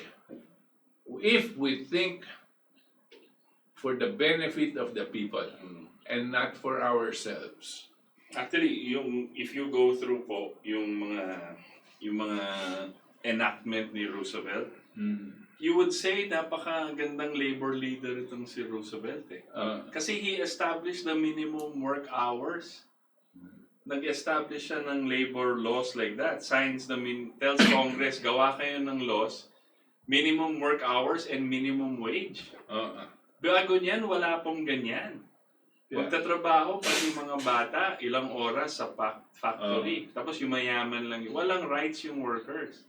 And Roosevelt was one of the ones who put all of these things in law to protect the workers' rights, the employees. Ang dami kong binabasa mga pero meron pa siyang as Congress in 1937, na re-elect na siyang second term. He asked Congress for legislation to close tax loopholes. Right. Used by a minority of very rich individuals. Ayan. Di ba nangyayari yan sa atin? Tingnan nyo itong mga Lopezes sa ABS-CBN. Basahin mo nga ulit, Jack. He asked Congress in July of 1937, June, asked Congress for legislation to close tax loopholes used by a minority of very rich individuals. Mga oligarko, gumagawa ng paraan para umiwas sa bayad ng buwis. Ang sabi po ng Presidente Roosevelt sa Kongreso, seraduhin niyo yan para hindi sila makakalusot. No? Yun ang inutos niya sa Kongreso. Dahil, maski na noon, mayroon mga lumulusot na para wag magbayad ng buwis. Ganyan po nahuli itong mga Lopezes, hindi ba? Itong mga ginagawa nila sa mga PDRs, itong ginagawa sila, nagtayo sila ng kumpanya sa Cayman Islands, nagtatayo sila sa Brussels, no? At umiiwas sila sa pagbayad ng tamang buwis. No? At nahuli sila nitong mga kongresista. Hindi po si Duterte ang nakahuli dyan. No? Itong mga kongresista. At dahil nabisto ang kanilang kagagawan, no? ang taong bayan, dinumog ang mga kongresista para wag bigyan ng prangkisa iyang ABS-CBN na yan. Nakakaawa, siyempre, yung mga taong nag-empleyado, hindi naman nila kasalanan dahil ang mga amo nila ang naggagawa ng mga pagnanakaw at paglilinlang sa taong bayan. No? Hindi naman. Pero dahil sa kanilang kagagawan, baka magsara nga etong tuluyan, etong ABS-CBN. No? And that's why nasabi natin sa mga ibang programa natin, Sila ang ihabla nyo. Yan itong mga Lopezes. Oh, Dahil sila ang nangloko sa inyo. government was doing Pati its yung job. kapitan ninyo, yung chairman, no? Emeritus. Yung chairman ninyo, nagbenta na ng shares maaga pa. At lumipad na. Ngayon, lumipad na siya sa Amerika. At iniwan niya itong mga ito, nakatiwangwang, mahawak ng shares ng ABS-CBN na halos wala ng halaga. Sinong may kasalanan nito? Hindi itong mga kongresista. Sila lang ang nag-usisa, sila lang ang nag-examine. Pero nabisto eh. Anong magagawa mo? No? So, we have to... Now, yung 11,000 people that might lose jobs, hindi ko naman sasabihin na ayaw natin silang mawalan ng trabaho. Kaya dito po sa KDP, meron kaming mungkahi, a proposal, and we have been informing not only the congressmen but also the executive members of the executive branch of government na kung pwede, dahil meron naman na violations of law, may mga land grabbing, walang titulo yung lupa, malaking utang, umaabot ng 129 billion pesos yung kanilang penalties. No, Sabi nga ni Itos, hindi, 1.9 trillion ang utang per nila. day yung penalty. Per day kasi yung penalty ng Ni Marcoleta. yung sa batas natin. TV Plus. So napakalaki pong utang. Kung ganyan, sabi, ihabla na itong mga Lopezes at mga opisyal na gumawa nitong katiwalian. Ihabla na. Paghabla ng gobyerno, i-sequester na yung buong network at gumawa ng isang professional team na mag-act as OIC habang linilitis ang mga kaso ng mga Lopezes. And they will take over management, itong professional team, para tuloy ang trabaho ng mga empleyado at tuloy din ang serbisyo sa publiko. No? Now, even after this, mabibigyan po ng pagkakataon ang gobyerno na magpalit ng mga patakaran sa programming para tumaas ang antas ng kalidad ng and professionalism and independence of a network na hindi na gagamitin sa panlilinlang, hindi na gagamitin sa bias, yung may kinikilingan, di ba po? Hindi na gagamitin sa mga ganyan. At hindi na gagamitin sa pangloloko ng mga tao sa kapanahunan ng eleksyon. No? Yan po ang importanteng mandate ng bagong silang na ABS-CBN. Yan po sana, ito pong mungkahi ng KDP dito po sa hindi po natin alam kung yan ang gagawin nila. Pero importante, ihabla na agad ang mga Lopezes na gumawa ng katiwalian, kasama na rin yung mga opisyal ng ABS-CBN.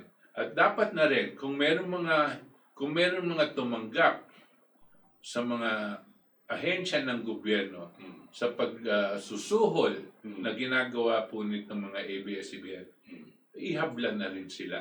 No? Dahil ito na ang pagkakataon natin, linisin talaga. At umpisa na sa pagbubuwag ng stranglehold. Ano bang stranglehold sa Tagalog? Yun ang sakal, yung pananakal ng mga oligarko sa mamamayang Pilipino. No? So, going back to FDR, medyo na Sorry, pero gusto ko lang idagdag. Siyempre, kailangan nakikita natin yung mga nangyari dito at saka itong mga ehemplo natin sa ibang bansa. So bago yung gera, nakikita na ni FDR, nakikita na ng mundo at that time, late 30s na po ito, So tuloy pa rin yung mga signing niya. So he establishes a lot of the labor laws that we see today that is adopted by many countries around the world. Fair labor, minimum wage hours of work, and all of those. Na-establish po niya yon. Pinilit niya yung Kongreso, hoy, gawin niyo to para sa tao.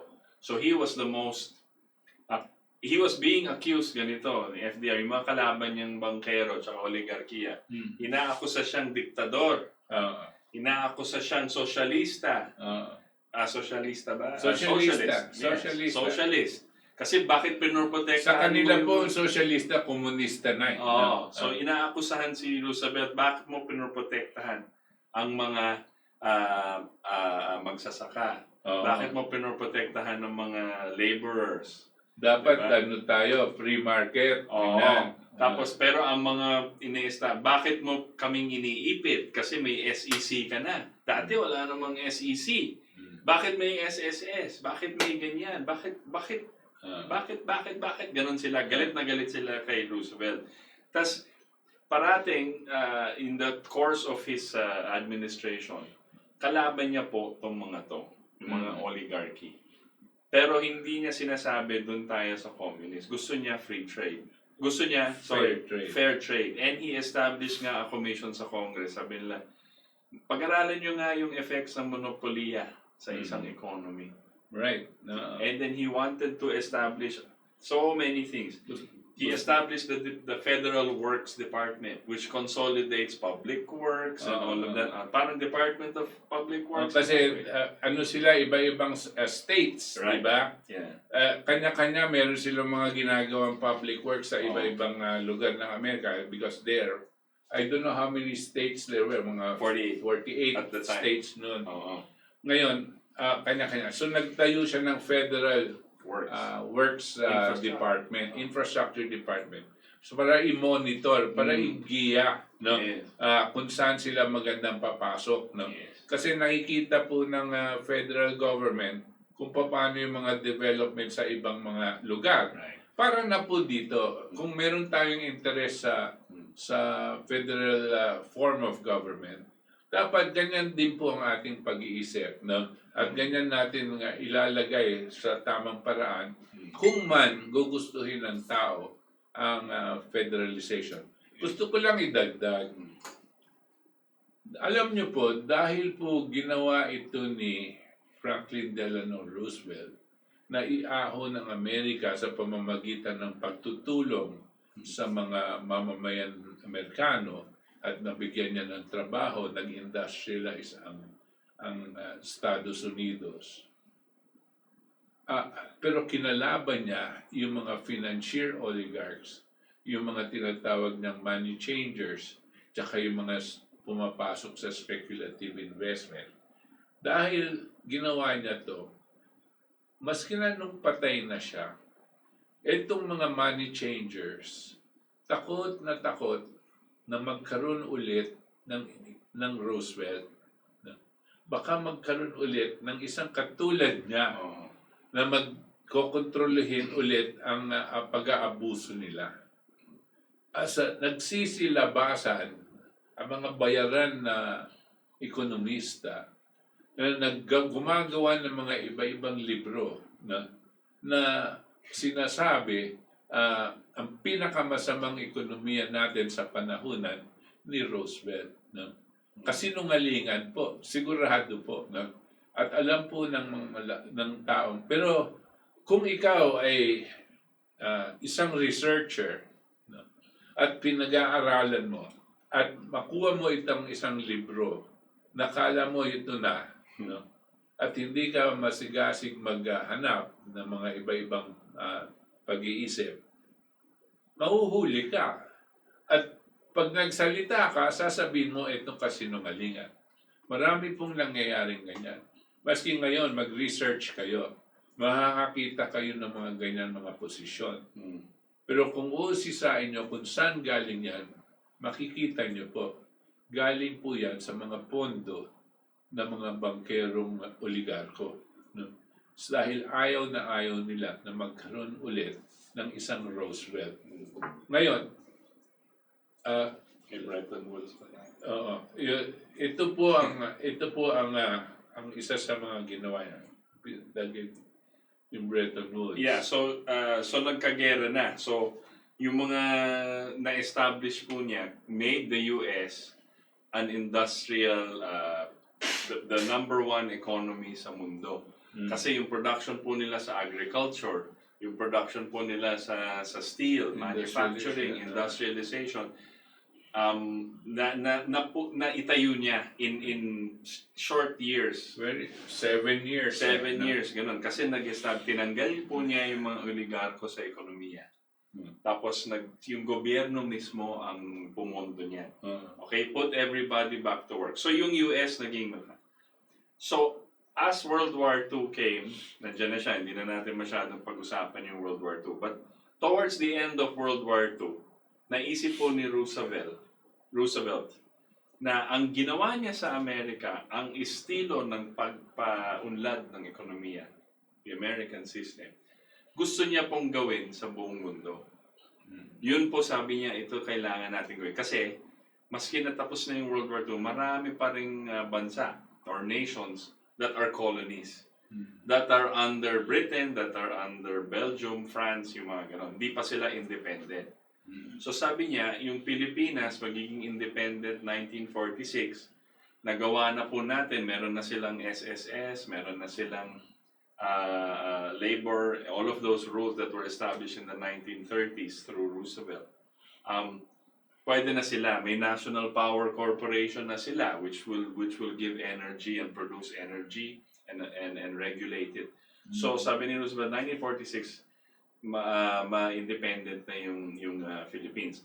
But 1944, nag-convene po siya ng isang conference about what the world financial system and economic system should be. This was called, nag-meet po siya ng mga world leaders, tinatawag sa Bretton Woods, New Hampshire. Kinailangan po kasi ang mundo nagkaroon ng World War, no?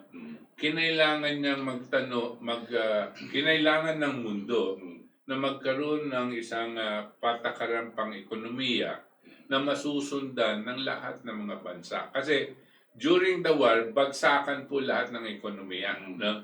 Bagsakan po. O maski na sa Amerika, nasa gera sila, production sila. Pero hirap pa rin yung mga tao. Pero alam nila dahil may gera. No? So anong ginawa ni Roosevelt? Sabi niya, kinakailangan meron tayong isang patakaran, World Economic Order. No? Na unang-una, sabi niya, gagawa tayo ng isang isang organisasyon, no? United Nations ang tawag niya. At lahat ng mga bansa, kaysa maliit o malaki, kasama dito sa United Nations. At para mapigil na ang paggegera. Ang sabi niya, para na gagawa nilang pag-uusapan ang mga problema ng mga bansa na hindi basta pa naman gigera. So gumawa siya ng United Nations wherein regardless of the size of the country, regardless of the more powerful and less powerful, one nation, one vote. No? Yun ang prinsipyo ng United Nations. Ngayon, hindi na po masyadong ganyan, pero yun ang prinsipyo na ginawa niya pagtatatag nito. Tapos sinabi din niya, maski na magkaroon ka ng isang United Nations na ganyan, kinakailangan ang para matatag itong United Nations, kailangan magtayo ka ng isang economic order na magbibigay ng mahusay na programa to justify this one nation, one vote, United Nations. Ito po yung Bretton Woods Agreement. At itong Bretton Woods Agreement, napakaganda po ng prinsipyo na itinatag nila. Ang sinasabi nila, gagawa tayo ng isang organisasyon respecting the sovereignty of all nations. Okay? Ang konsepto po ay ganito. all of us are sovereign nation states bound together by a common objective. The objective of improving the quality of life of every human being on this planet and generations after. Ganyan. Can you imagine? Hindi ba po maganda yung patakaran na yan? Yung Bretton Woods Agreement yan. Yung sinabi ko, we are all sovereign nation states bound together by the principle that all nations, no, bound together by a common principle, no, that all human beings in this planet, no, we must improve the quality of life of all you and generations to come. Alam niyo po ang ibig sabihin yan? Kung ako po ay isang bansa, no, may responsibilidad ako na ikaw, ibang bansa, uunlad din. Because we are bound by that commitment that all human beings on this planet will have the better quality of life. So yung mga tao mo, yung mga population mo, meron din akong responsibilidad. Ikaw din, ibang bansa, may responsibility. And ganyan po. And yet, we are sovereign nation states. Di ba po? Yeah. And to me, never has there been a world organization that has dedicated to this principle. Never. And nagtayo po nito, itong si Franklin Roosevelt. Yeah.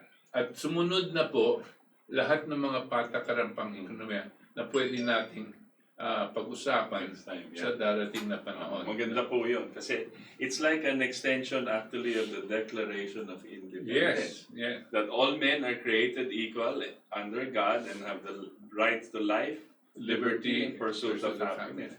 And then the Bretton Woods was the epitomizes that sort of thinking. By default, kalaban po niya yung mga oligarko and colonial thinking and empire. Right. Oh. Yung pong ano na yung nawala sa isip ko, pero Sige, no? dito sa Bretton Woods, no? Ang ginawa po niya dito ay isang napakabigat at napakatinding prinsipyo na we are responsible for each other. No? Kailan ka pa nakarinig ng ganyan? No? We are responsible for each other's development. Ngayon po, basta kalabang kita, bahala ka sa problema mo. Ako naman ba sa matira matibay. Right. We have to understand that this came because there was a United Nations that was put up and sponsored by Franklin Roosevelt, and the economic program that was kaakibat, no, or coordinated with this principle of the United States. Napakaganda po. At napakalungkot po ngayon ang ating mundo ay pumapasok sa peligro na baka magkaroon po tayo ng giyera. Pero dito po, before we go to the questions, dito po sa KDP, kaya siguro, wag niyo naman masamain, is that the right word? Pero napaka-confident po namin sa amin programang pang-ekonomiya. Because of people like Franklin Roosevelt and Alexander Hamilton na alam po natin, parang mga kaibigan na natin yung mga. We know, kung kami po ang nasa leadership ng bansa, you will see immediate changes. Hindi na siguro natin kailangan ng OFW. We will want to build here in the Philippines. Ang daming pwedeng pong gawin dito. Napaka-confident po namin. Kaya namin. Our economic program, and maybe if I get the chance, we will articulate it dito sa State of the Nation address Yes. by KDP. Next no? week. Next week na yan. Hopefully by next week matapos natin. Lang pong ating papag-usapan at ipropose mungkahi sa ating gobyerno na ito sana ang gawin ninyo ay nanggagaling po dito sa mga ganitong mga prinsipyo na natututunan natin dito sa nakaraan na kasaysayan ng mundo, no? The history of the world and the history of different nations, and looking for the quality of leadership that is needed in times like this, no? At gagawin po natin ito, at kanya po sinasabi ni Itos, we are confident that these programs, if we implement them, no, is going to put the country in the right direction, no? And maybe together, no, we can make it despite the difficulties. Yes. Don't fear, but fear itself, di ba? Despite the difficulties, despite COVID, despite the crash of the economy, we can create a country developed, no, Yes. within this environment. Yes. Yan po ang ginawa ni Franklin Roosevelt. Gusto sabihin, pwedeng gawin. Kaya natin No? gawin. At gagawin po natin yan with the right quality of leadership, Yeah. the right thinking, the right ideas, Yes. the right vision, Mm. and the right love of country. No? Yan po ang napaka-importanting mensahe natin ngayon. At salamat po at napakinggan nyo tungkol kay Franklin Delano Roosevelt. So we go with the question, the reactions. Okay. Ito na, JR Karumayan. Curious lang po ako mga sir, ano pa standing nyo nitong Philippine Red Cross? Kumokolekta sila ng dugo sa mga tao ng libre, share blood, share life daw. Pero bakit yung donation ng dugo na libre galing sa tao? 1,500 pesos per bag na kung kukunin mo sa Philippine Red Cross. Ginagawa nilang negosyo kung ako naman kami mahihirap natatamaan. Tsaka kung ganito sila, negosyo na pala nito, nagbabayad ba yun ng sila ng mga tax? Hindi. Sana pag-usapan niyo po ang iba niyong oras. Marami walang alam na ganito pala Philippine Red Cross. Yes, we agree. Yeah, of course, siyempre pag-usapan natin po yan, no? At usisain po natin. Yung pong sinasabi nung libre, alam mo po, meron po siguro libre magbigay kasi kusa nilang ibinibigay, no? Pero dito po sa Red Cross, alam ko, may mga pumupuntang tao doon, no? Nangangailangan sila at papakuha sila ng dugo, tapos nabibigyan po sila ng pondo, no? Blood bank. Para ilagay. Ngayon, meron po talaga kusang nagbibigay, donation po yun. No? Pupunta sa mga eskwela, hihingi sila ng mga... Kasi importante din po, marami pong may sakit sa atin, no?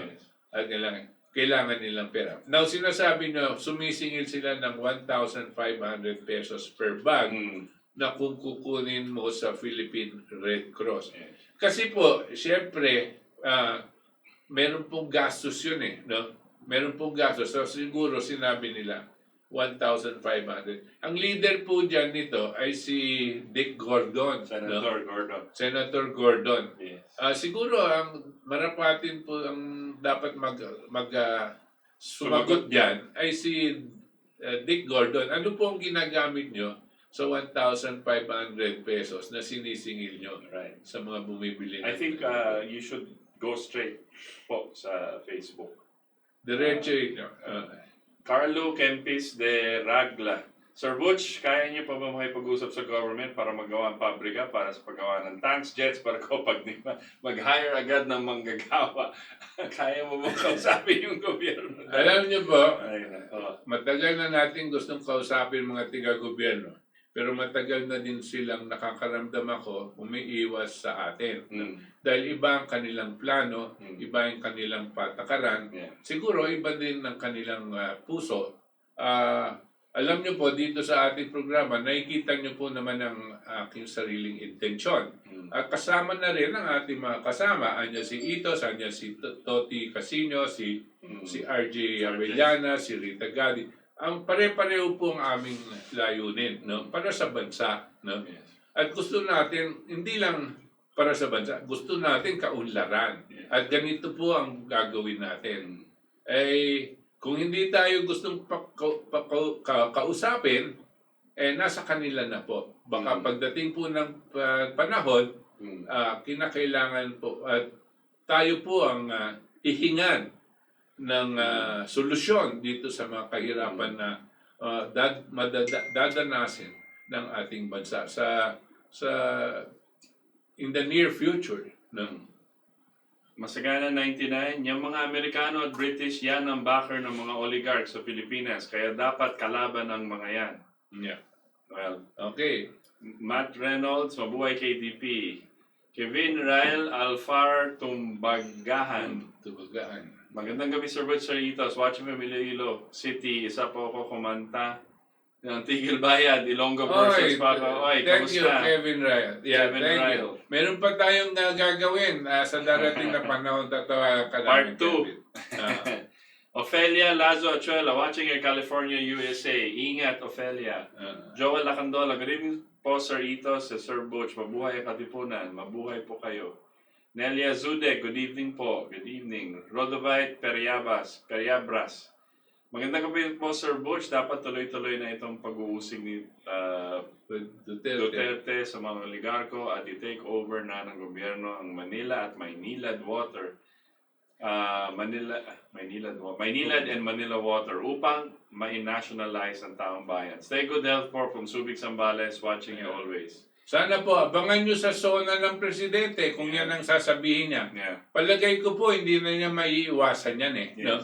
Hindi na maiiwasan ang punto ng mga issue ng mga oligarko. Yeah. Tingnan natin po, kakampi ba siya sa kanila o kakampi ba siya sa taong bayan?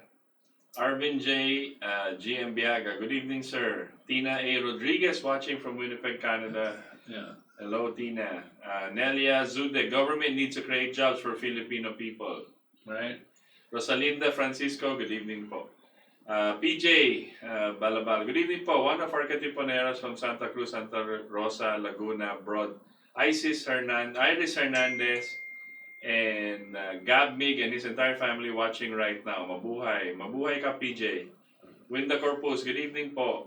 Elizabeth de los Reyes Gutierrez, good evening, Sir Butch, Sir Itos, watching from Taytay. Good evening, Elizabeth. Vicky Kalubayan. Opo, sir, grabe ang taas ng bayaran ilaw, tubig, parang libing kami sa utang. Balik kami sa work pero pang 2 days lang ang kita, wala gawa, pagkain lang talaga. Yun na nga wala kasing plano Cesar Soberano, the oligarchy during Roosevelt's time had to accuse him of being a socialist, left for his socio-economic program to uplift the ordinary Americans amidst a depression. So much so that the oligarchs, robber barons, plotted to oust him but failed. Correct. Roosevelt's general Smedley Butler had the moral courage to resist the greedy rich. We must further encourage President Duterte to effectively dismantle the local oligarchy and their foreign benefactors. I agree with you, and we all agree with you, Cesar.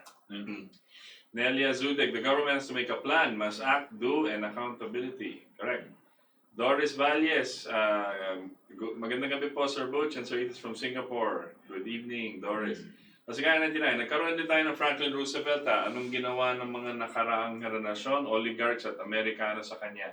Ayon, siniraan hanggang pinatalsik to subversion or color revolution. Peste yung mga kano na yan. Yan ang nagwasak sa bayan natin. Gusto pa tayong i-balkanize. Si President Marcos. That's right. Marie Oishi, ganyan din ang Pangulong Duterte. Sana maging vigilant tayo dahil sigurado mga oligarch naghahanda na yan sa susunod na halalan. Correct. Right.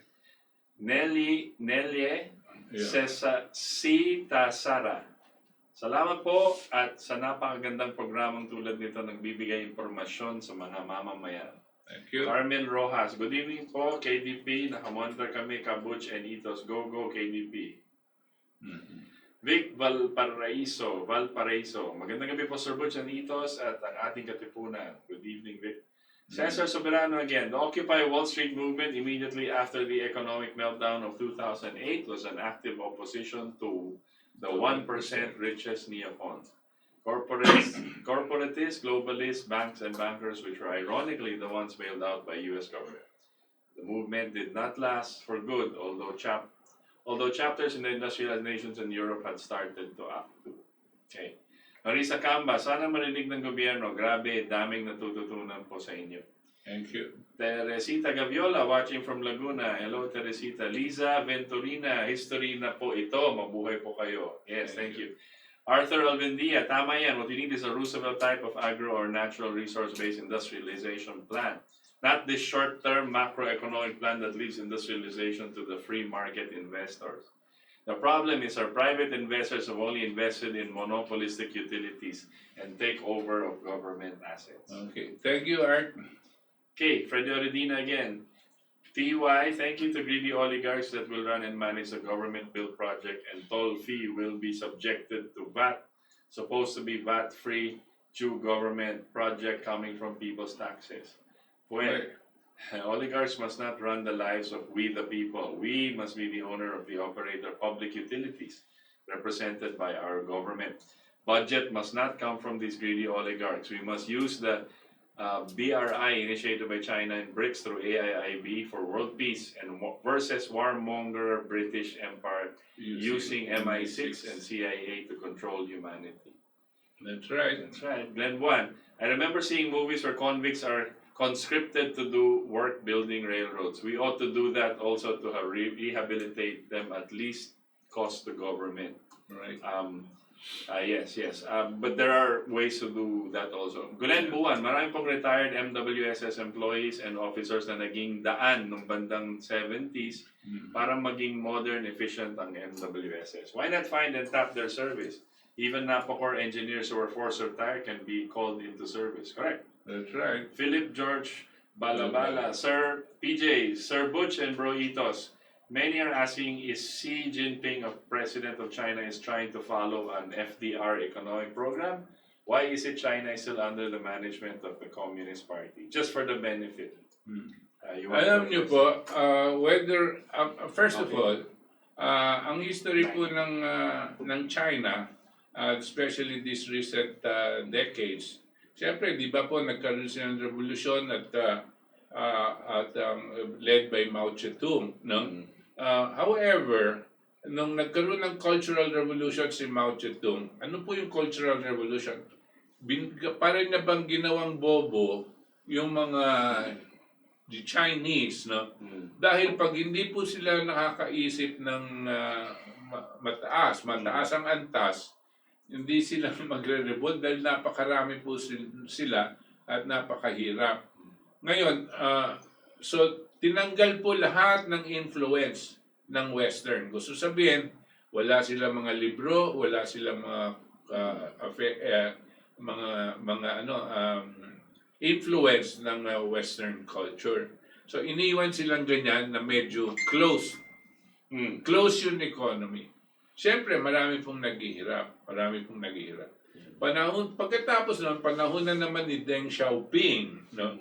Isa siya sa mga liderato ng China, ang sinabi niya, pwede tayong siguro may kailangang gumawa tayo ng paraan para hindi natin nakikitang naghihirap, ginugutom at namamatay ang mga mamamayan natin. So he was advocating gradual opening up of China, no? Gradual po, no? At dahil dito sa kanyang pag-iisip na ganito, pinakulong siya. Ng ilang taon, no? Pero leader pa rin siya. Nung na-serve niya na yung sentence niya, at yung mga taong nagpakulong sa kanya, yung mga kamag-anak sila Lin Piao at saka yung mga asawa ni Mao Zedong, nawala na, napakawalan na siya at tuloy ang kanyang pagsasalita na konti-konti dapat buksan at para makita yung mga industrialization plan ng mga ibang bansa katulad ng Amerika at ng Europa. At dito po sila pumasok. Inisip nila kung paano yung kanilang industrialization plan. At ito ang inumpisahan ni Deng Xiaoping. At tuloy-tuloy po buhat nung panahon na niya, no? 1970s, 1980s. Tapos sumunod-sunod na yung mga ibang sinundan yung kanyang direksyon. Umabot na nga dito kay Xi Jinping. At si Xi Jinping, parang kabisado niya yung direksyon na yan kung paano papaunlarin. Unang-una niyang pinasukan, syempre, ang energy. Pinasukan niya hindi lang po yung coal energy, pinasukan niya rin yung mga iba-iba geothermal, marami silang mga dams, at nuclear. Pinasukan niya din ang nuclear. Kaya ang growth po ng China, dire-diretso po 10% per year na matagal. Ang laki-laki po ng 10%. Tsaka hindi sila umuutang. Hindi sila umuutang kasi kaya nila, kasi sila mismo ang merkado. Pero nung dumami yung kanilang production, no? At nagkaroon sila ng kapasidad mag-produce ng goods. Dahil mura, marami pong mga bansa na gustong magtayo ng mga factories dito sa China dahil nga mura, no? Tapos kukunin nila, nabebenta nilang mahal, no? So they like that idea, and China kept on developing. It is not exactly like what Franklin Roosevelt did, no? But the spirit, no, is there. What was the spirit? The spirit was to create the conditions so that everybody will have work, so that everybody now will be part workers and consumers, no? So that my economy can be sustained. Yes. Right now, China under Xi Jinping, with 1,300,000,000 people, is the only country. Remember, they came from such levels of poverty only 4 or 5 decades ago. No? Yeah, one generation. That's where they came from. Now it is the only country that can boast that all of their population is above the poverty line. Lahat po, ang kanilang tao, halos lahat po employed. Halos lahat po employed. Well, that was as of last year. No? However, we don't know what this world economic contagion is going to do to them, because the world, the US and Europe are their biggest export destinations. Kung bumagsak po ang US at Europe sa kanilang pagbibili ng mga produkto galing sa China, siyempre apektado din ang China, no? Baka magsara yung kanilang mga factories din. Kaya alam natin na ayaw ng China ng gera. Gusto niya kaunlaran ng lahat ng mga bansa sa buong mundo. Diyan sila pareho ni Franklin Delano Roosevelt. Tsaka ito lang, dadagdag ko lang, BJ. When you look at China, you have to look at, even if there are no more countries buying their products, mapapakain pa rin nila yung kanilang population. Right. Buhay pa rin sila. Hindi sila manggugutom. Because of that productive power that they did, the know-how to increase agriculture production in all, lahat can be produced in China. Ngayon, yung mga luxury products, hindi naman kailangan yan eh. Pero the essentials, electricity, water, irrigation, transport, and food, lahat meron ng China niyan. So, kahit apektado sila dito sa COVID kasi wala nang bumibili sa mga produkto, may mga hindi na ganun kayaman, may mga pero hindi sila magugutom. Kahit sa bundok sila, may kuryente sila eh. Yun po ang like Franklin Roosevelt, what he wanted to do was increase the level of the production. And by doing so, increase the general welfare to make the general welfare significant and reach all of the population and raising them from the level of animals. Yan Hindi po ba- ang nagawa ng China. Hindi ba lahat ng leader kailangan ganyan mag-isip? Mm. Katulad nung sinasabi ni Itos, Mm. Franklin Roosevelt, ikaw sabi mo naman si Xi Jinping, pareho dapat yan eh. Yan ang minimum. Mahal ng Pangulo. So na naman tayo. Gayahin mo yan, mahal ng Pangulo. Kinakailangan, hindi po tayo kwento lang tungkol sa ibang bansa. Right. Tayo ang importante. No? Ito po ang kinakailangan. Pag-isipan niyo po, kalimutan niyo na muna yung economic advisors niyo na sisirain lang kayo at sisirain din ang buhay namin. No? Anyway, it's 9 o'clock. Okay, meron pa bang mga anak? May konti pa daw, pero... Okay, Scheherazade Alonto, tigilan nyo na kami sa Dorobong concessionaires nagpakasasa na kayo kaming naman maniningil sa inyo. Ito pong mga Dorobong concessionaires, itong mga oligarko sa tubig tsaka sa kuryente. Alfredo, you want me to do it? Yeah, sige. Alfredo Oredina, Freddy, puro PR campaign ng Toloy sa FB. Binabak ko ng comments na take down. Ibabalik, wala naman mga comment ko. Connected sa Bill, Ramon at MVP Tolways, pero DPWH project ang highlight. Si Ramon ang daw puro ang PR. Malakas ang PR campaign niya para sa sarili niya. Teresita Gaviola, Boy Gaviola is your listener at radio. Okay. Thank you. Alfredo Redina, Maynila at Manila Water walang prangkisa mukhang mula sa Kongreso. I don't know. Yes, I can find yes. out. Yeah. Walang prangkisa. Scheherazade Alonto, noong 86 ko pa yan napansin. Ang taas ang bilis namin ng utilities. Pag yan nabawi ng gobyerno, malaking kagaanan sa bayarin ng taong bayan. Talaga yan. Mayi Kayas Nohara, magandang gabi po, more power in your programa. Please stay safe. Sa inyo rin, Mayi, stay safe. And that's all the questions Okay. we have for tonight. So salamat po at sinamahan nyo kami ngayong gabi. Kami ni Itos dito sa pagpapahayag at nitong mga sa amin pong palagay ay importanteng malaman po ng ating mga nakikinig at nanonood. At sana po ito pong naririnig natin we can internalize it sa ilob natin at saka sa ating pag-iisip para pag umabot tayo sa panahon na kakailanganin itong ganitong klaseng pag-iisip, magkakaisa po tayo para isulong ang ating pagkakaunlaran via this means and direction.